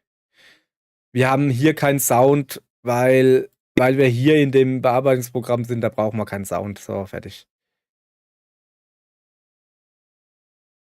So. Jetzt. Ja, ist es ein Papengu oder so heißen die Dinger. Hallo. Jetzt macht's. Die heißen auch irgendwie anders. Pangolin oder sowas, keine gleich Ahnung. wieder. Ein Papengu. Und gleich wieder. Wie heißen die jetzt eigentlich? Also meine ich, wir sollten da noch irgendeinen Sound reinmachen. Und da habe ich, glaube ich, was vorbereitet. Irgendwo habe ich Zeugs. Das ist Titles Proxy? Nee. Wo habe ich denn den Ordner mit meinem Soundzeugs? Habe ich den überhaupt hier drin? Nicht wirklich, ne? Okay, dann. Wo habe ich denn den? Musik? Nee. Interessant. Moment.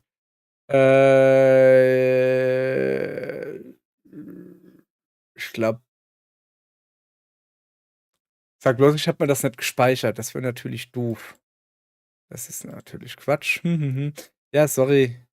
Nicht wundern. Da war ich gerade drin.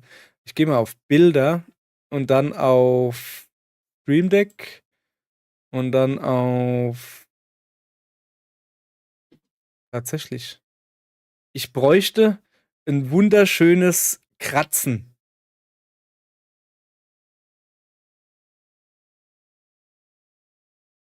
Ne, Musik habe ich nix.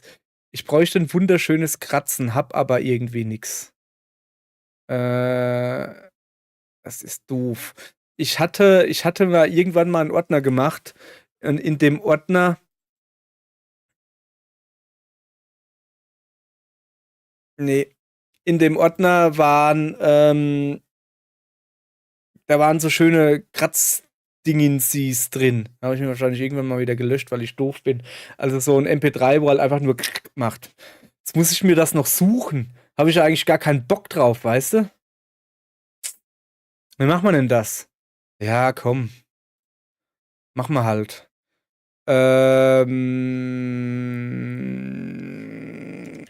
Free Sounds. Keine Ahnung. Free Sound. Royalty-free Sound Effects for Downloads. Ich glaube, das war das, wo ich das als her habe, oder? Zeig mal her. Ja, genau. So, und ich brauche White Noise. Es ist mir zu white noisig. Ich probiere mal das hier. Na komm. Ja, genau, das ist, was ich will. Okay, ja. Junge, geh weg. Ja, es ist so. Gute Idee. So ein Glück. Man sieht nicht, dass ich auf Pornoseiten war. Haha, war ich natürlich nicht. Und wenn, dann mache ich das im privaten Dingens. So, also, was haben wir genommen? Das da, gell? Dann loaden wir das mal down. Bin ich gerade erschrocken hier. Was ist denn das, der ominöse Ordner? Nee, wir machen das jetzt. Komm, wir machen es mal unter Musik. Das gibt's doch aber nicht. Hab ich nirgends so. Ich habe doch irgendwo so einen blöden Ordner gehabt. Ja, egal. White Noise, MP3 ist mir jetzt auch egal. So, ab, rein mit dir, zu mit dir. Wo haben wir das jetzt hin? Musik, gell? So, White Noise. Geht 38 Sekunden. Ja, so viel brauche ich nicht. Ich brauche nur einen kleinen Fetzen, aber macht nichts. So, guck mal her. Und jetzt wird's übel, ihr Leute. Hört mal auf. Haben wir ja die Sounds da weg. Hoppala, ne, den brauche ich. Wie viel brauche ich denn da eigentlich? Eigentlich 8 Frames. Ich bräuchte 8 Frames White Noise. Okay, den da machen wir schon mal weg. So. 1, 2, 3, 4, 5, 6, 7, 8. Machen wir hier einen schönen Schnitt. Komm her. Jawohl. Das da braucht man nimmer. Wir brauchen nur das da. So. Und das da schmeiße ich jetzt einfach überall dorthin. Ja. So. Jetzt müssen wir natürlich noch Lautstärke pegelmäßig gucken, dass das auch passt, sonst fliegen den Leuten die Ohren weg. Ja, dachte ich mir. Das ist A1, ja. Ja, komm, wir machen es mal auf. So. Ja, reicht, glaube ich. Wir gucken es uns mal kurz an, beziehungsweise wir gucken uns nicht an, wir hören es uns nur an. Hallo! Ja, die heißen auch irgendwie. Ja, sehr schön. Das ist ein schönes. Könnte es noch lauter sein? Was denkt ihr? Pass mal auf. Hallo! Ja, die heißen auch. Ja, komm, ein bisschen lauter könnte man es schon noch machen irgendwie, oder? Machen wir mal. So. Hallo! Hallo! Ja, die heißen. Ja, so ist in Ordnung. So, das kopieren wir uns und tun das auch da einfügen. Auch an die richtige Stelle ziehen hier. So. Und dann müssen wir irgendwo da drüben dasselbe nochmal machen. Ich glaube, das war es soweit, oder? So. Dann machen wir das Ganze nochmal. Angucken hier. Also jetzt mal ohne meine Fratze. Ist das so ein Wasserschwein oder wie das heißt? Ja, ist es. Ein Papengu oder so heißen die. Dinger. Hallo! Ja, die heißen auch irgendwie anders. Pengolin oder sowas. Keine Ahnung. Ein Papengu. Wie heißen die jetzt eigentlich? Moment, ich muss gucken, wie die heißen. So. Okay. So. Ungefähr so habe ich mir das vorgestellt. Und jetzt speichern wir das Ganze ab. Und zwar unter. Ach, übrigens. Bei den meisten Programmen, ich weiß gar nicht, ob es unter Windows auch so ist oder nur Linux-spezifisches Ding, ich weiß gar nicht. Ihr könnt einfach speichern, Steuerung S oder Steuerung Umschalt S. Und das Steuerung Umschalt S ist meistens Speichern unter. Ist halt sehr praktisch, wenn ihr das jetzt nicht unter was ist es? Papengu speichern wollt, sondern unter So, ist mir doch egal. Ja, benutzt sprechende Variablennamen. Ist auch keine Variable. So.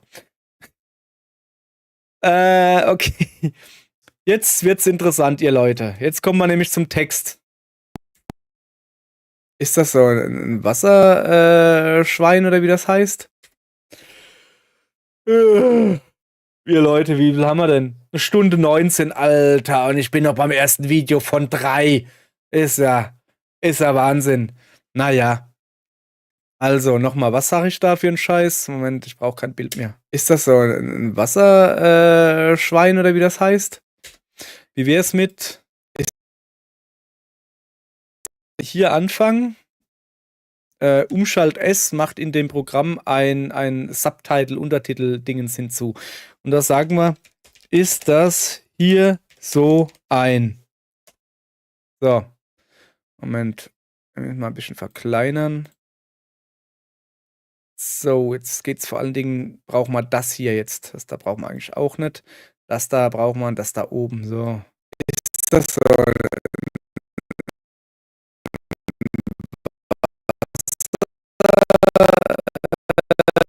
Okay, da kommt das Und außerdem habe ich gesagt, ist das so ein Wasser? Ist das so ein Wasser? So, was ich jetzt also einfach mache, ist, wie ihr seht, Untertitel dazu machen. Erkläre ich euch gleich, warum. Man könnte das auch anders machen. Mache ich aber nicht. So, ist das so ein Wasser? So, hier geht das. Ja, ungefähr bis hierhin geht das Wasser. Dann kommt ein langes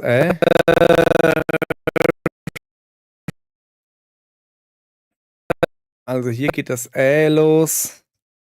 Wasser.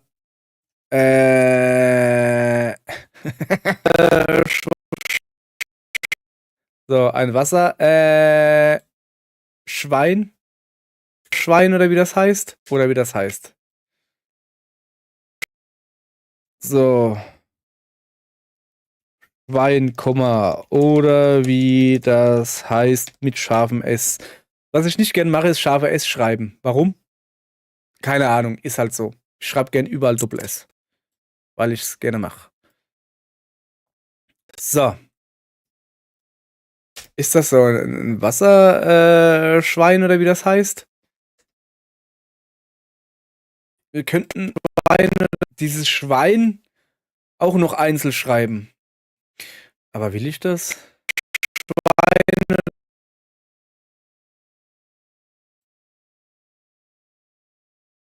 Nee, will ich nicht. Habe ich gerade beschlossen, will ich nicht. So, weiter geht's. Ja, ist es ein Ja, ist es. Punkte mache ich auch nicht gern am Schluss. Ja, ist es. Da sage ich noch n. Das ist aber mir jetzt gerade egal. Papengu oder so heißen die Dinger. Hallo.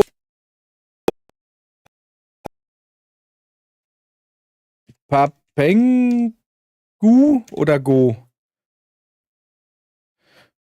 Papengu oder so heißen die Dinger. Dinger schreibt man groß. Ist sogar noch ein Die vorne dran, ist auch egal. Papengu.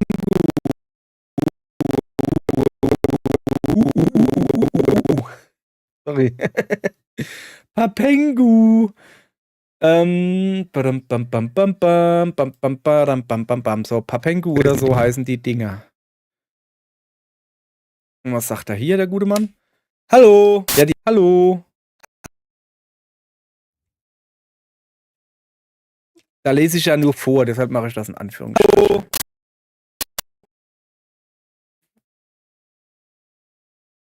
So. Ich mache jetzt übrigens die Untertitel gleich unsichtbar. Also hier, ne, ihr seht jetzt die Untertitel hier. Ich sehe gerade, ich habe da ein Wasser. Wein. So. Okay, weiter geht's hier. Ja, die heißen auch irgendwie anders. Pangolin oder. Ja, die heißen auch irgendwie anders oder so.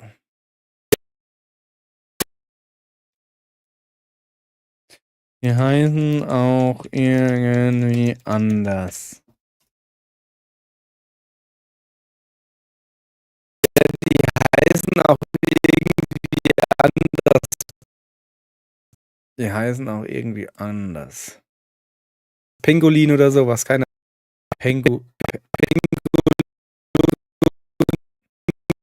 Pengu oder Pengo?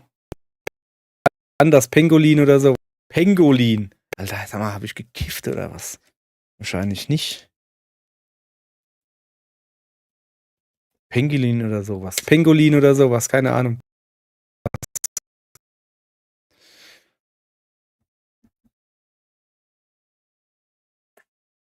Komm, wir haben da noch einen übrig. Komm, keine Ahnung. Mach mal hier einen kleinen Kniff rein. Und zwar, ihr seht der Untertitel, schalten wir an. Der Untertitel Pangolin oder sowas. Hier kommt schon ein anderer Text jetzt. Keine Ahnung. Keine Ahnung. ich will jetzt, das kann man auch hier sehr schön sehen, wenn ich die Untertitel anzeigen würde. Keine Ahnung. Punkt, Punkt, Punkt. Ohne B. Falls ihr euch wundert, warum ich so viel Schreibfehler mache, es liegt an dieser beschissenen Tastatur. So, also, ne, Pangolin oder sowas und das andere plopp. Weil ich die Untertitel unter habe, ploppt das andere oben drauf auf. Ich werde die Untertitel ja nicht anzeigen lassen im Video. Ich brauche die nur als Merkhilfe. Merkt ihr gleich. So, weiter geht's. Ein Papengu. Ein Papengu. Ein Papengu.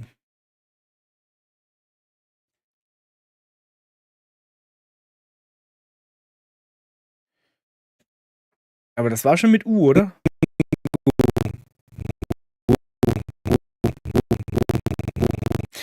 Wäre lustiger, wenn es ein O. Da hätte ich einmal Papengu und einmal Papengo.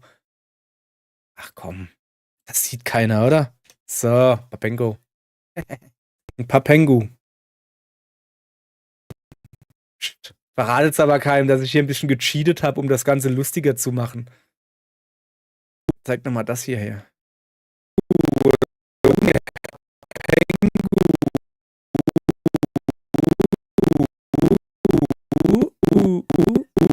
Oder mach mal hier ein U draus. Na, komm, das lassen wir.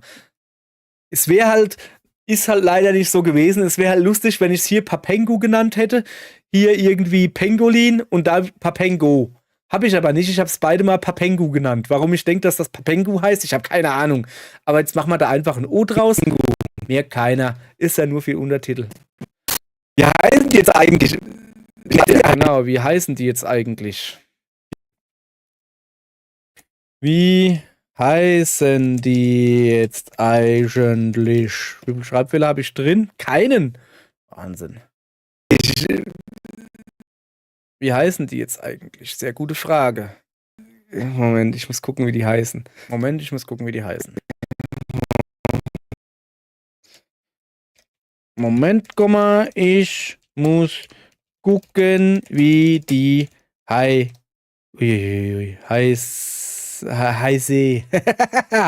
du Depp. Ich möchte kein Apostroph. Ah, kein Punkt. Moment, ich muss gucken, wie die heißen. So, also. Die heißen da mache ich jetzt keinen Untertitel hin. Werden die Leute selbst rausfinden, dass ich da sag. Wasserschwein. Wasserschwein. Genau. Machen wir hier in Anführungsstriche, weil ich das ja gerade suche. Wasserschwein. Capybara, hab doch gewusst. Capybara, wie schreibt man das?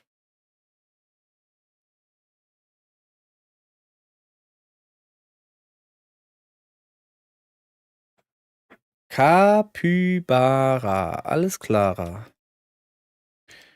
Capybara.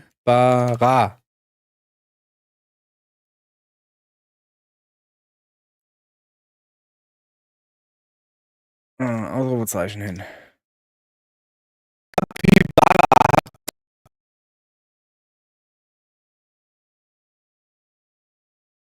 So. Doch gewusst, dass das mit P ist. Da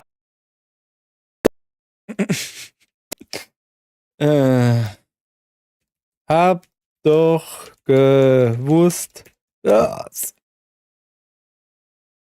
Mein Stuhl hat gerade gequietscht.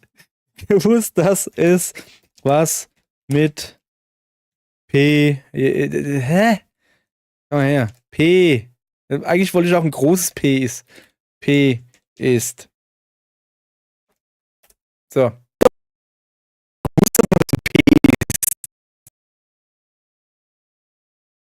Da ist ein P. Für die ganz Doofen. Da ist ein P.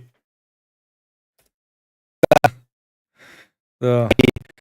Da ist ein P. Pepe. Mann, ey. Mann, ey. Mann, ey. Mann, ey. Wieso schreibe ich das mit auf? Ist ja auch egal. Pengu. Ich war nah dran. Pengu. Ja, ja. Pengu? Habe ich das nicht irgendwie anders genannt?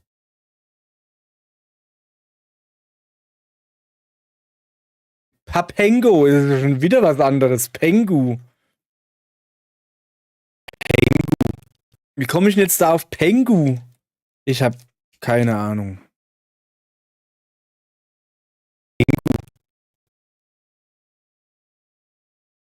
Ich war nah dran. Ich war nahe dran. Aber mal sowas von mein Guter. Richtig nah dran. Hoppala. Er soll das schon dahin ziehen. So. Gleich, guck mal hier. So, machen wir hier noch ein bisschen. Das da kann weg. Also nicht weg, das kann man ein bisschen kürzer machen. Muss nicht so lang werden, das Video.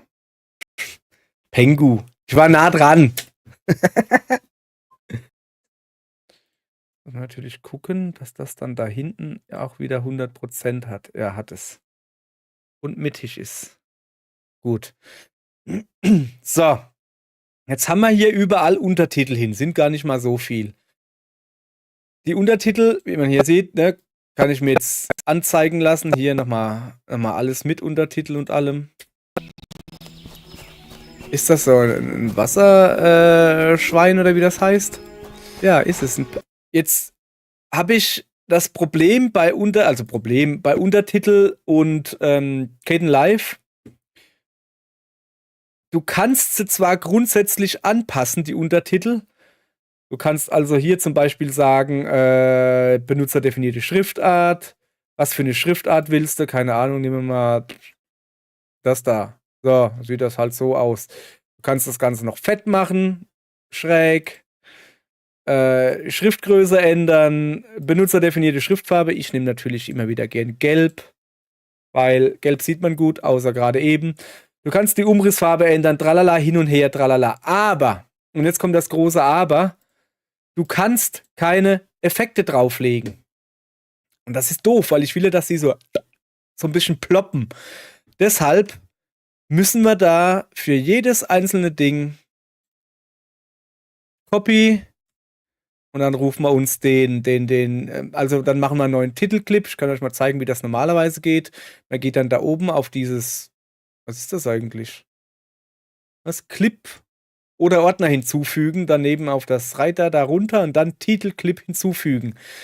Dieses Steuerung, Umschalt und T, was ihr hier seht, dieses Shortcut, der ist nicht normal, den habe ich mir gemacht, weil ich das halt relativ oft benutze, habe ich mir halt einfach einen Tastatur-Shortcut da gemacht. So.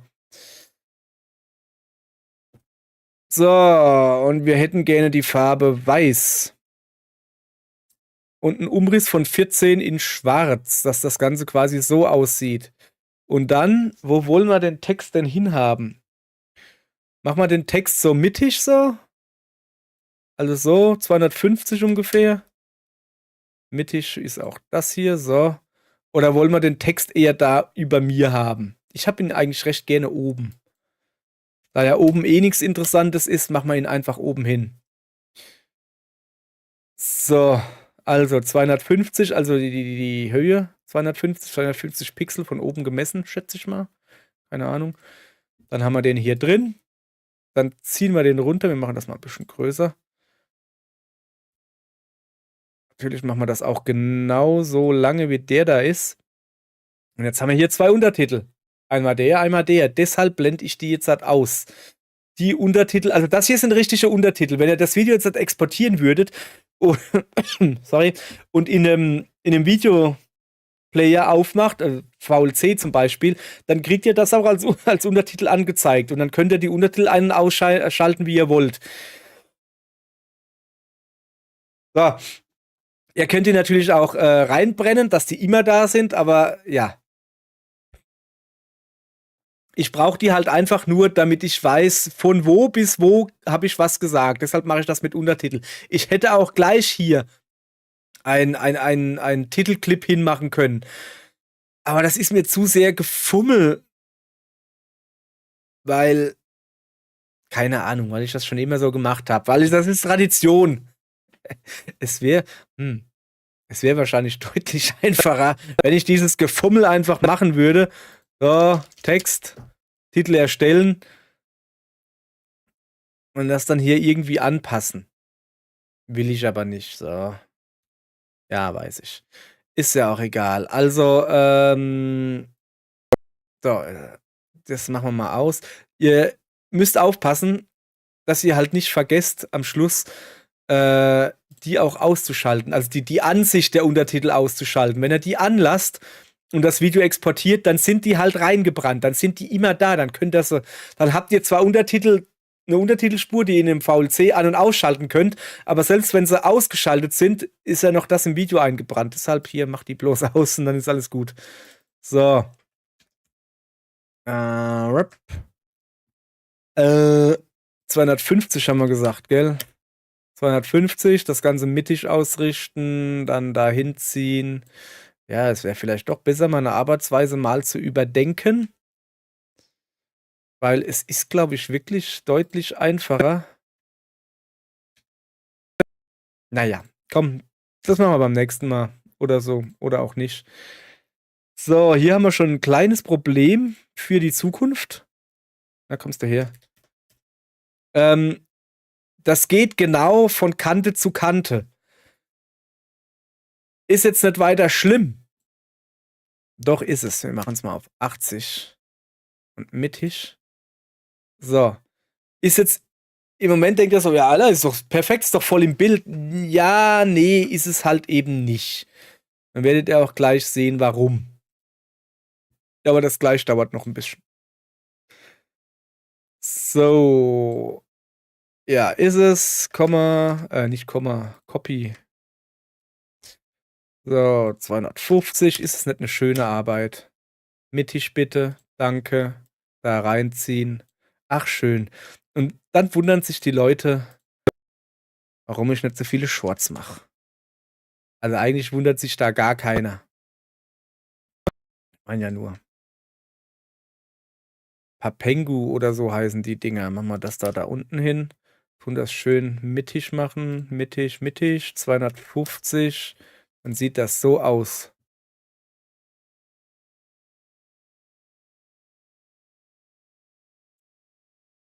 So. Hier nochmal, ja, so, zack, Papengu oder so heißen die Dinger. Da ist jetzt auch noch kein Effekt drauf. Das ist jetzt, also da hätte ich auch einfach Untertitel nehmen können und zu den Untertiteln sagen, hier geht oben hin. Hätte ich machen können.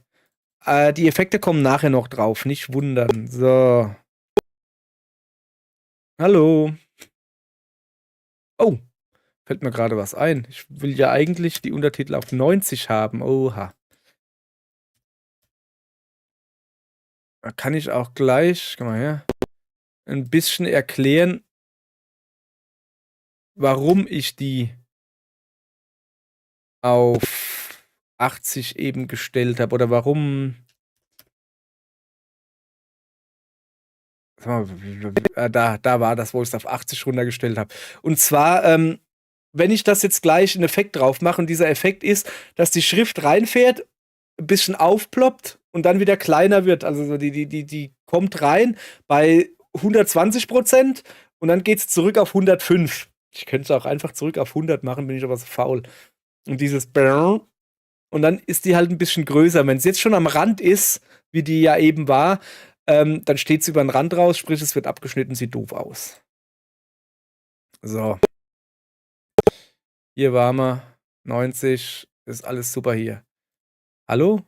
Hallo? Hallo? Wieso ist da kein Hallo? Da ist das Hallo. Sag ich mal her, ist das Hallo auch 90? Ja, ist es. Sehr schön. So. Junge, juckt mir die Nase. Der blöde Pickel, den ich da drauf habe. Sieht man den? Nenn ich halt den jetzt nicht noch mehr in die Kamera. Das ist nicht cool. Die heißen auch irgendwie anders. Mach mal da. Sodo, Sodo, Sodo, Sodo, Sodo. Upsi. Da ist eine 2 zu viel. Wo kommt denn die her? So, na kommst du her. Ja, die heißen auch irgendwie anders. War das jetzt eigentlich wieder 90 groß, ne, dass ich da wieder ja, ist alles ich habe doch keine Paranoia. So, jetzt kommen wir ja zu dem Lustigen, gell? Wo ich euch noch erklären will, was es damit auf sich hat.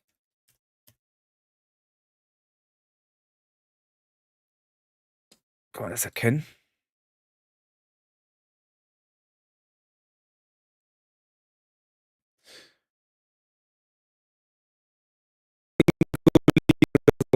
Ja, das ist schon in Ordnung. Also, das bleibt jetzt die ganze Zeit stehen. Ab hier Moment. Blub. Ab hier soll ich das keine Ahnung, das keine nicht groß schreiben? Doch, weil eigentlich so. Ab hier geht 'n neuer kommst du her?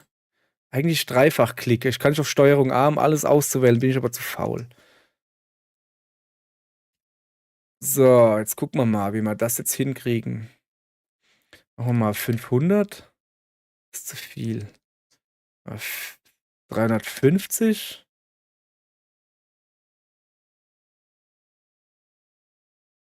Ist zu wenig. 450, das sieht gut aus. Das Ganze noch mittig. 90 haben wir, alles klar. Oh. Mir gehen gerade die Spuren aus. Moment. Spur einfügen. Ja, mach einfach eine Videospur und gut ist. So, mal her. Na? Was wir jetzt also gemacht haben, wir haben das Pangolin oder sowas, das da oben, das bleibt jetzt auch während dem zweiten Teil des Satzes oben an dieser Stelle stehen. Und dann ploppt unten noch die zweite Zeile ein. Keine Ahnung. Also, Pangolin oder sowas? Keine Ahnung. Mache ich halt deshalb, damit man noch sehen kann, auf was sich das keine Ahnung bezieht. Und außerdem wird dann nochmal der lustige Name gesagt. Pangolin. Papengo. Ein Papengo, der eigentlich Papengu war, aber das braucht keiner zu wissen. Alter, ich bin noch bei Video 1. Ich krieg die Krise hier. Ja, ist das nett. Zum Glück habe ich morgen frei. Wenn ich morgen keinen frei gehabt hätte, hätte ich das auch nicht gemacht mit euch hier. Hätte ich das auch so nicht gemacht. Ich meine, das ist zu einem Video. Ein Papengu.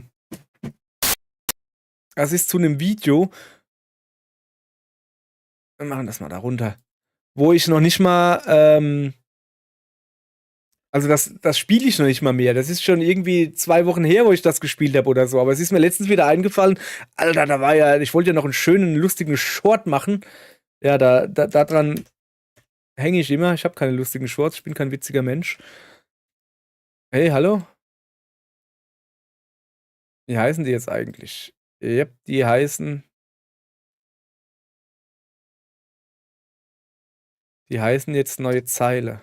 Hoppala. So.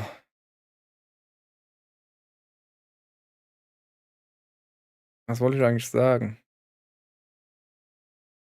Ach, keine Ahnung. Ach so, ja, eigentlich spiele ich ja gerade Lake, den DLC von Lake. Wie heißen die jetzt eigentlich? Genau, wie heißen die jetzt eigentlich? Ich will gucken, wie die heißen. Oh, erstmal hier auf 250. Aber, ach Quatsch, lustige Shorts kann man immer gebrauchen, oder? Moment, ich muss gucken, wie die heißen. Dann machen wir da das Ding. So, schön mittig wieder. Da noch mehr mittig, alles mittig. Mach mal mittig, Junge. So, zeig mal her.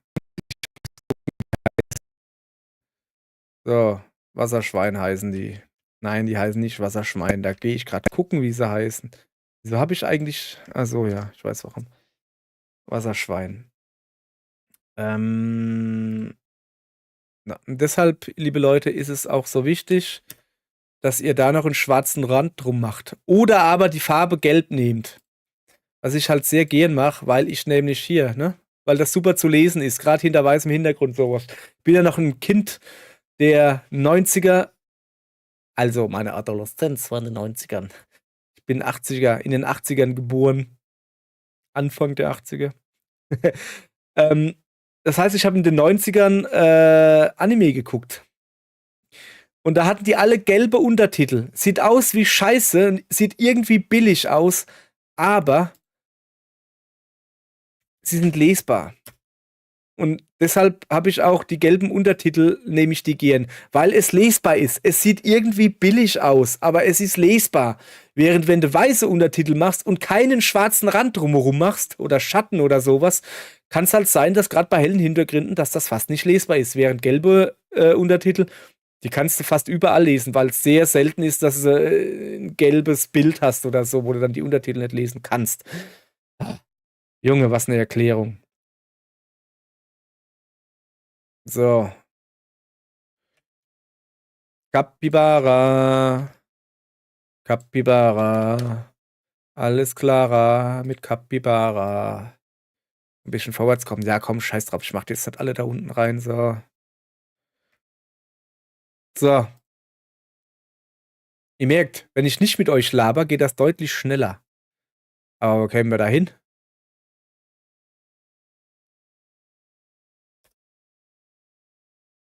Wenn ich nicht mehr mit euch laber. So. 250, das Ganze mittig ausrüsten. Und ja, kommst du her, Junge?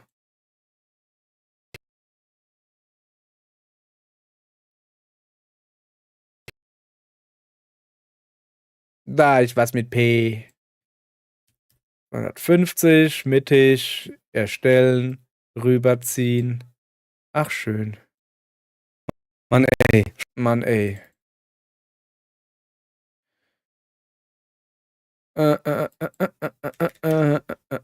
Wisst ihr, was das Allergeilste ist? Moment, kann ich euch gleich zeigen. So, Pengu, Copy. So, wenn ihr hier, okay, das ist jetzt natürlich Cheaten. Nee, auch nicht. Wenn ihr hier draufklickt und ihr habt's genau auf 250 und dann so, yeah, baby, ich bin voll gut. So, ich zeige euch mal gleich, was ich meine. Wie, habe ich da jetzt keinen Text eingegeben?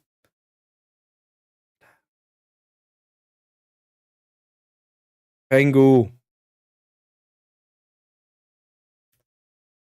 Du Dödel. Was soll denn die Kacke hier? Wieso übernimmt denn das? Steht doch Pengu. Warum steht denn da Text? Ja, ist mir doch aber jetzt gerade mal egal, oder? Pengu.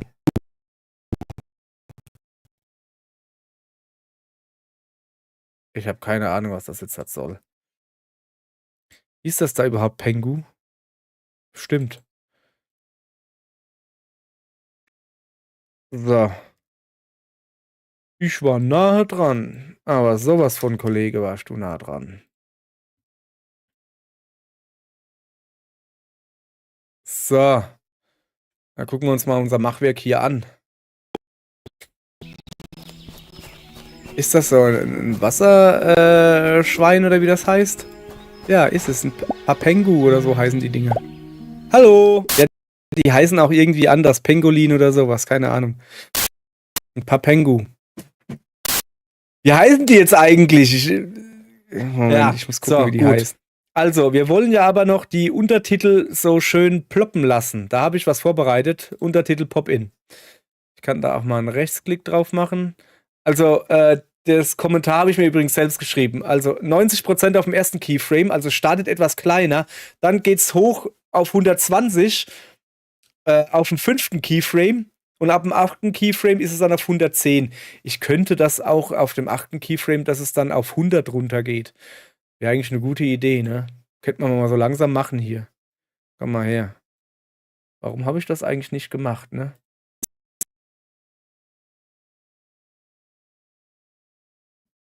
Das ist eigentlich eine verdammt gute Idee. Warum habe ich das denn so gelassen?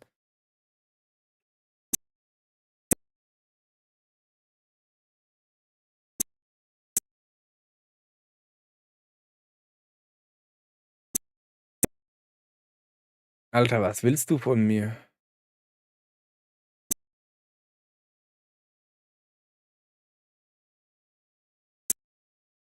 So, zeig ich mal her. Wir machen mal alles an Bildern und Text und Sounds und sowas aus. Ich will einfach nur. Na komm.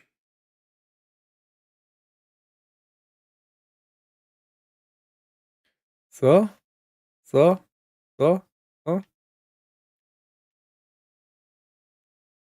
So, habt ihr gesehen, wie es funktioniert? So, fängt klein an, wird größer, wird wieder normal groß. So, dann würde ich mal sagen, wir speichern uns den als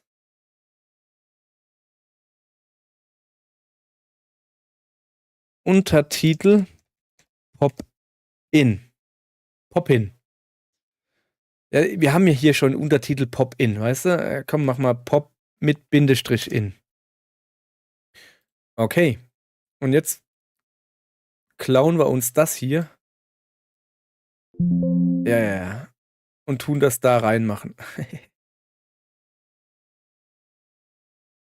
Ach, hab ich schon. Ist das das Richtige?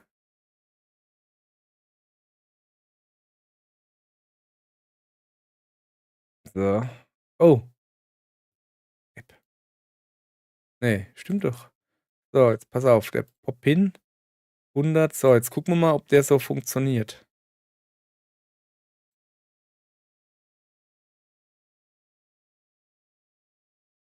Ja.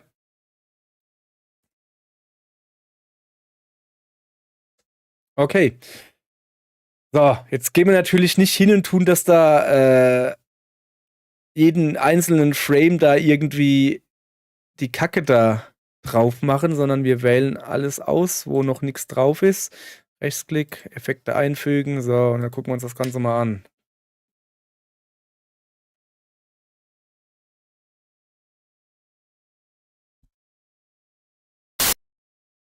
So, wunderbar. Ich habe da vergessen, einen Sound auszumachen. So. Also, alles anschalten. Was ist denn da unten? Wieso ist da noch eine. Keine Ahnung. So, haben wir alles. Zeig mal her. Ist das so ein Wasserschwein oder wie das heißt?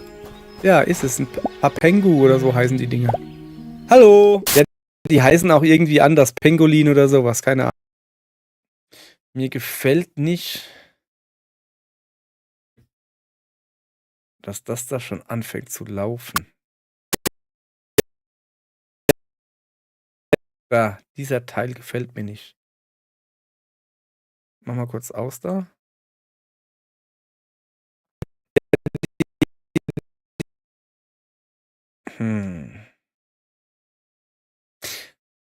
Ist mir jetzt egal. Das wird jetzt schön exportiert. Nein, wird's nicht. Weil wir da hinten nämlich noch was haben. So. Und deshalb müssen wir gucken. Huch, Herr Junge, wie habe ich denn das jetzt hingekriegt? Kannst du mir das mal sagen? Ah, ich habe die 2 gedrückt. Cool, wusste ich gar nicht. Ach, du kannst da Hilfslinien machen? Oh, cool. Wenn ich jetzt eine 8 mache? Ah, interessant. So. Ups, jetzt habe ich P gedrückt. Ich wollte doch O drücken. Damit ich sagen kann, hier 35 Sekunden. Alter, guck dir das an. 1 Stunde 54 für 35 vögelnde Sekunden. Eieieiei. Ist das so ein Wasserschwein oder wie das heißt? Ja, ist es. Ein Papengu oder so heißen die Dinger. Hallo! Ja, die heißen auch irgendwie anders. Pangolin oder so. Passt. Speichern. Jetzt hat aber. Ich würde gerne das markierte Teilstück exportieren. Und zwar als. Ja, nee, nicht als Hirsen, sondern als Pangolin. Keine Ahnung, Pangolin halt. Das Ganze gerne in volle Möhre, 100%. Diese paar MB habe ich noch. Und dann rendern wir mal schön. Und da könnt ihr auch live dabei bleiben. Es dürfte nämlich nur 3 oder 4 Minuten dauern. Sagen wir her, 2 Minuten 12, 6, 1, 57, 53, 50. Ja, ich glaube, jetzt hat sich's gefangen, oder? Ne, irgendwie auch nicht. Keine Ahnung. So. Ich glaube, das war's dann auch. Wir haben jetzt genau ein Video gerendert. Alter Falter, ist das eine Kacke. Das Problem war halt, dass wir am Anfang mit den Keyframes setzen, um das Bild zu verschieben, weil ich halt mit dem Kamerastick hin und her gewackelt habe, sodass der Papengu da, dass der nicht, ich kann doch mal auf das Mikrofon gehen, dass wir halt am Anfang, ja, wie gesagt, hin und her gewackelt haben, sodass der Papengu da nicht mittig im Bild war. Und deshalb, ja, das hat jetzt uns halt ein bisschen Zeit gekostet. Das könnt ihr euch sparen, wenn ihr einen Short macht, wenn ihr gescheit gespielt habt, sodass das Objekt der Begierde immer in der Mitte ist und dann passt das schon deutlich besser. Aber wer macht das schon? So. Wir haben jetzt auch hier gerade die Königsdisziplin vom Shortschneiden gehabt. Moment. Hallo? Dankeschön. Königsdisziplin insofern, dass wir hier die vollen 9:16 nehmen. Ihr könntet auch hingehen, kann ich euch gleich zeigen. So, gespeichert haben wir. Nö, haben wir nicht wirklich. So. Naja, ihr könntet auch hingehen. Was sind meine Videos? Wie habe ich das genannt? Lake Shorts. Da habe ich jetzt schon mal was vorbereitet. Das ist das letzte Short. Dauert jetzt ein bisschen. Der lädt jetzt erstmal hier die Videos nach. Die Videodateien. Und da ist halt eine Datei drin, die irgendwie 2 Stunden geht. So. Da, wie ihr hier seht, ihr könntet auch hingehen und könntet das Bild nur ins obere Hälfte oder ist ein bisschen mehr wie obere Hälfte machen. Ich wollte halt hier haben, dass man die Untertitel ganz genau lesen kann. Seht ihr meinen Mauszeiger? Ja. Und dann habt ihr da unten schön Platz für eure Glatze.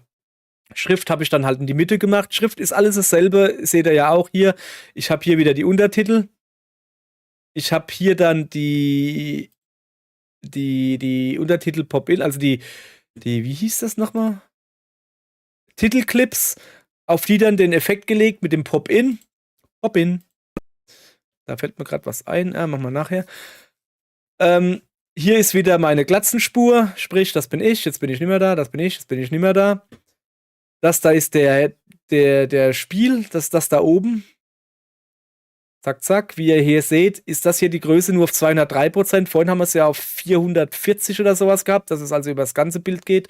Ich wollte halt hier, dass ich hier die labern halt Englisch, dass diese deutschen Untertitel komplett zu sehen sind. Und deshalb habe ich das da oben hin. Und weil das dann so leer wäre, mit mir vom schwarzen Hintergrund, brauchte ich halt noch einen schönen Hintergrund. Und da das halt ein Spiel ist, was im Winter spielt, habe ich einfach hier ein GIF genommen. Ich kann das mal kurz rausziehen, hier. Dieses schöne GIF, was einfach nur ein 2-Sekunden-GIF ist oder so von einem brennenden Feuer. So. Und das habe ich dann halt einfach 10.000 Mal kopiert, hab's da unten reingeknallt und einfach hintereinander gehängt. Und deshalb habe ich jetzt hier ein schönes Hintergrund-GIF. Jetzt ein bisschen hier vorschattieren. Foreshadowing. So, und dann habe ich hier PO ist toll, das GIF, aber kann man hier auch gut jemanden kennen. Ja, ist ja gut. Halt mal die Klappe hier. So. Kann man machen, ne? So, dann ist das nicht ganz so langweilig so. Mit meiner Glatze da im Vordergrund. Wo ist meine Glatze da? Kling, kling, kling, kling, kling. Da blinkert ihn nicht abserviert. So.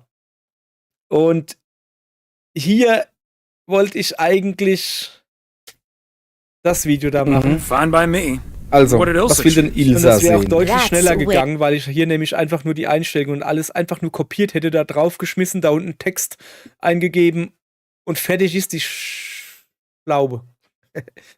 Ja, stattdessen habe ich mich dafür entschieden, ein blödes Papengu-Dingens da zu machen. Krieg ich jetzt noch die Krise? Warum habe ich dieses Papengu-Dingens da gemacht? Nein, Moment, das ist falsch. Hier, das ist das Original Papengu-Dingens. Geh weg. Na, hallo? Da ist es. So. Was hätten wir sonst noch? Ach komm, wenn wir schon mal da sind. Wir sind ja erst bei der 2-Stunden-Marke für ein 35-Sekunden-Video. Alter Falter, da kriegst du die Motten, ey. Alles klar. Guck mal hier, dieses Video haben wir noch gar nicht abgespielt. Das war das mit dem Liebeslöffel. Na komm, mach Play. Da. Ab hier kriegen wir es selber hin, denke ich. Du bist prima, Peter. Danke für deine Hilfe. Was ich da jetzt gleich für eine Fratze ziehe. Guck. Liebeslöffel. Ja. Egal. So, übrigens, weil wir ja vorhin, was halt auch noch ein netter Nebeneffekt ist, weil wir ja da die Untertitel, also richtige Untertitel reingemacht haben. Oh, ich muss das Bild ein bisschen kleiner machen, damit ihr die richtigen Untertitel seht. Da sind die richtigen Untertitel. Ne? Das sind ja, ich habe schon wieder vergessen, wie es heißt. Das sind ja Titelclips, das da. Das sind die Untertitel. Und da wir ja richtige Untertitel drin haben, generiert dir Kdenlive auch eine Untertiteldatei. SRT. Subtitle Reddit Chimo. Ich habe keine Ahnung, was SRT steht. Können wir kurz reingucken. Komm mal her. Komm mal rüber da. So sieht das Ganze aus. Einfach nur ein Textfile, wo erster Untertitel, zweiter, dritter, vierter, jeweils mit der Zeitangabe und was da halt drin steht. So. Die wird jetzt gleich noch lustig, weil, komm mal her, machen wir das gleich. Jetzt könnt ihr wieder, Moment, ach, was waren das da? Ach, das waren die Soundeffekte. Muss ich mal überlegen. Wenn ich jetzt hier auf bestes Kanal, wo gibt, geht, hoppala, jetzt seht ihr, jetzt seht ihr hier ja die URL von dem Kanal. Ja klar seht ihr die, ihr habt aber nicht mein Passwort, ihr Lullis. Guck mal hier, 306 Abonnenten, yay, ich bin auf 300 Abonnenten. Wieso guckt meine Videos mal wieder keiner? Ach also, das ist die letzten 48 Stunden, egal.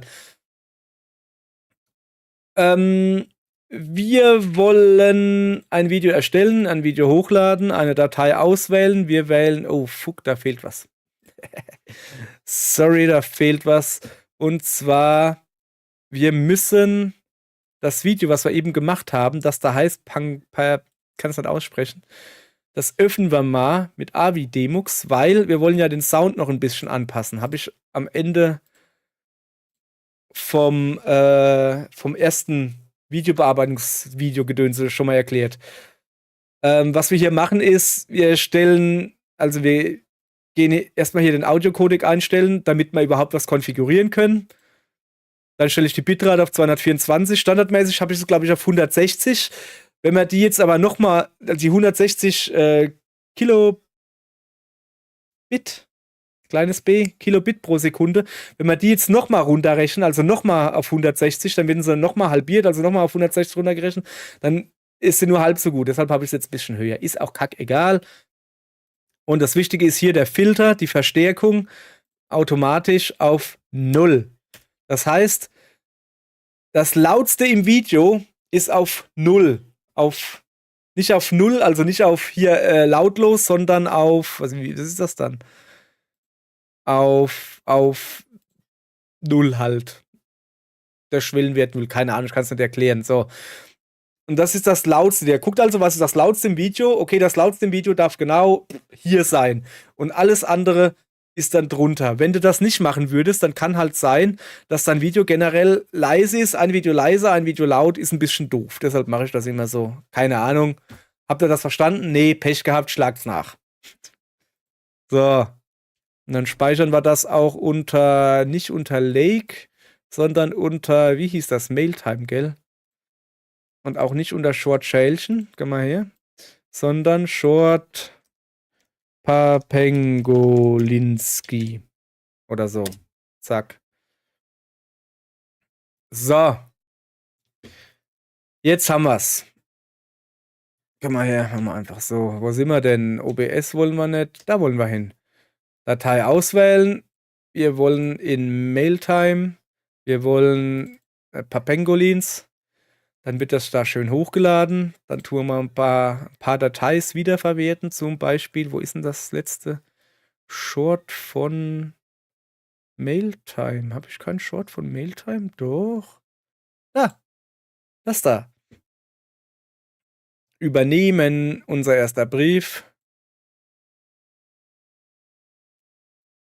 Gu. das Wasserschwein. So, Papengu, das Wasserschwein, super. So, und dann geht man hier mal als Suchding wie hieß das? Capybara, da, guck.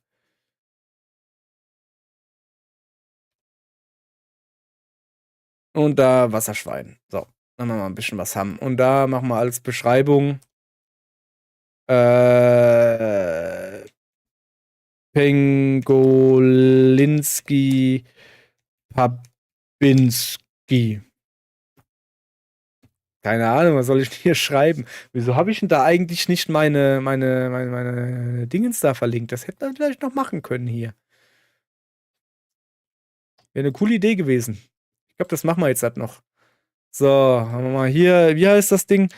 Capybara. Die Tags sind eigentlich für Leute, die Capybara nicht schreiben können und dann zum Beispiel Capybara eingeben.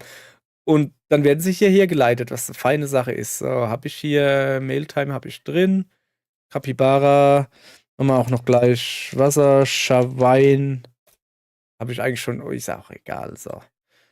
Ähnliches Video hinzufügen. Yo, ich hätte gerne das mit Schälchen. Ah. Weiter geht's. So, und das Ganze Veröffentlichkeit festlegen, machen wir morgen, oder? Morgen ist der 6.12. Oh, morgen ist Nikolaustag. Und zwar um 06:30. Jesus, nee. Tastatur, hey, macht mich irre. So. Also, Leute. Morgen um 6:30 Uhr, also, ja, könnt ihr dieses wunderschöne Video angucken.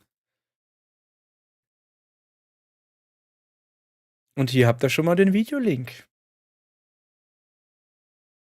Den ihr aber im Moment noch nicht sehen könnt. Hahaha. So, komm mal kurz her. Sollen wir es uns mal angucken, das Video? Ist das so ein Wasserschwein oder wie das heißt? Ja, ist es. Ein Papengu oder so heißen die Dinge. Wäre vielleicht nicht schlecht gewesen, wenn ich da noch ein Fragezeichen hingemacht hätte am Ende der Frage. Egal. Hallo! Ja, die heißen auch irgendwie anders. Pengolin oder sowas, keine Ahnung. Ein Papengu. Wie heißen die jetzt eigentlich? Moment, ich muss gucken, wie die heißen. Wasserschwein. Capybara. Hab doch gewusst, dass das mit P ist. Da ist ein P. Mann, ey. Pengu. Ich war nah dran. Ja, das war's. Komm, ich kann nicht leiden.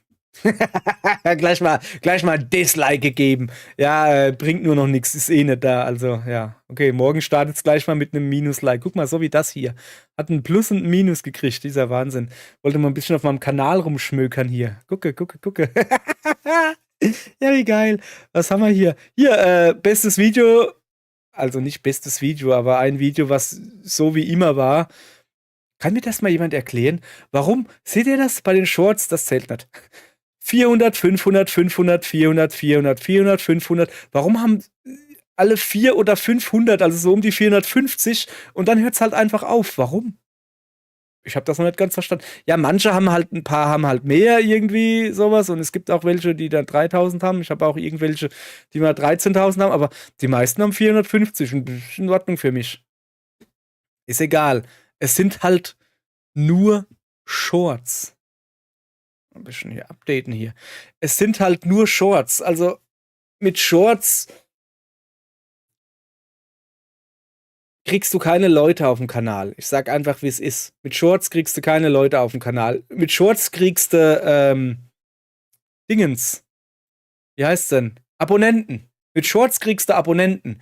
Die gucken sich aber, die sich da abonnieren, wegen den Shorts, die gucken sich auch nur die Shorts an. Die interessiert der Rest, was du machst, interessiert die einen Scheiß.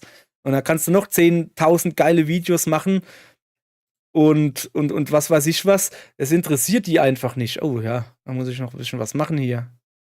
Kacke, ich habe da noch gar kein Bild, muss ich auch noch machen jetzt. Ach, ja, Shorts interessieren die meisten nicht, was du für einer bist, was du für geile Let's Plays oder sowas machst. Die gucken sich die Shorts an und gut ist. Aber es bringt Abonnenten. Ja. Und wenn ich irgendwann mal genug Abonnenten habe, dann sage ich zu den Shorts hier, könnt mich mal ihr kackigen Shorts. Nee, dann sag ich bin jetzt reich, ich bin Millionär, mach du mir Shorts. Genau, so mache ich das. Aha. So, ich glaube, das war jetzt auch mal wieder gut für heute. Habe ich noch irgendwie... Nö. Habe ich irgendwie noch noch was zu sagen? Nö, wir haben noch einen Haufen Videos zu machen. Ich hatte 3 Videos, was ich heute bearbeiten wollte, also Shorts draus machen, und 1 habe ich hingekriegt. Naja, wenigstens ist das, was am meisten Arbeit ist, jetzt weg. Hat ja nur 2 Stunden gedauert. Okay, dann soll es das für heute auch mal gewesen sein. Vielleicht habe ich morgen Bock, noch eins zu machen. Also noch ein Live-Dingens zu machen, wo wir dann die restlichen 2 Videos machen. Wenn ich Bock drauf habe, mal gucken. Ach ja, ich gehe jetzt erstmal ins Bett. Nee, gehe ich nicht, ist erst 10. Nee, es ist 11, egal. Danke fürs Zugucken. Tschüss. Moment, ich muss da jetzt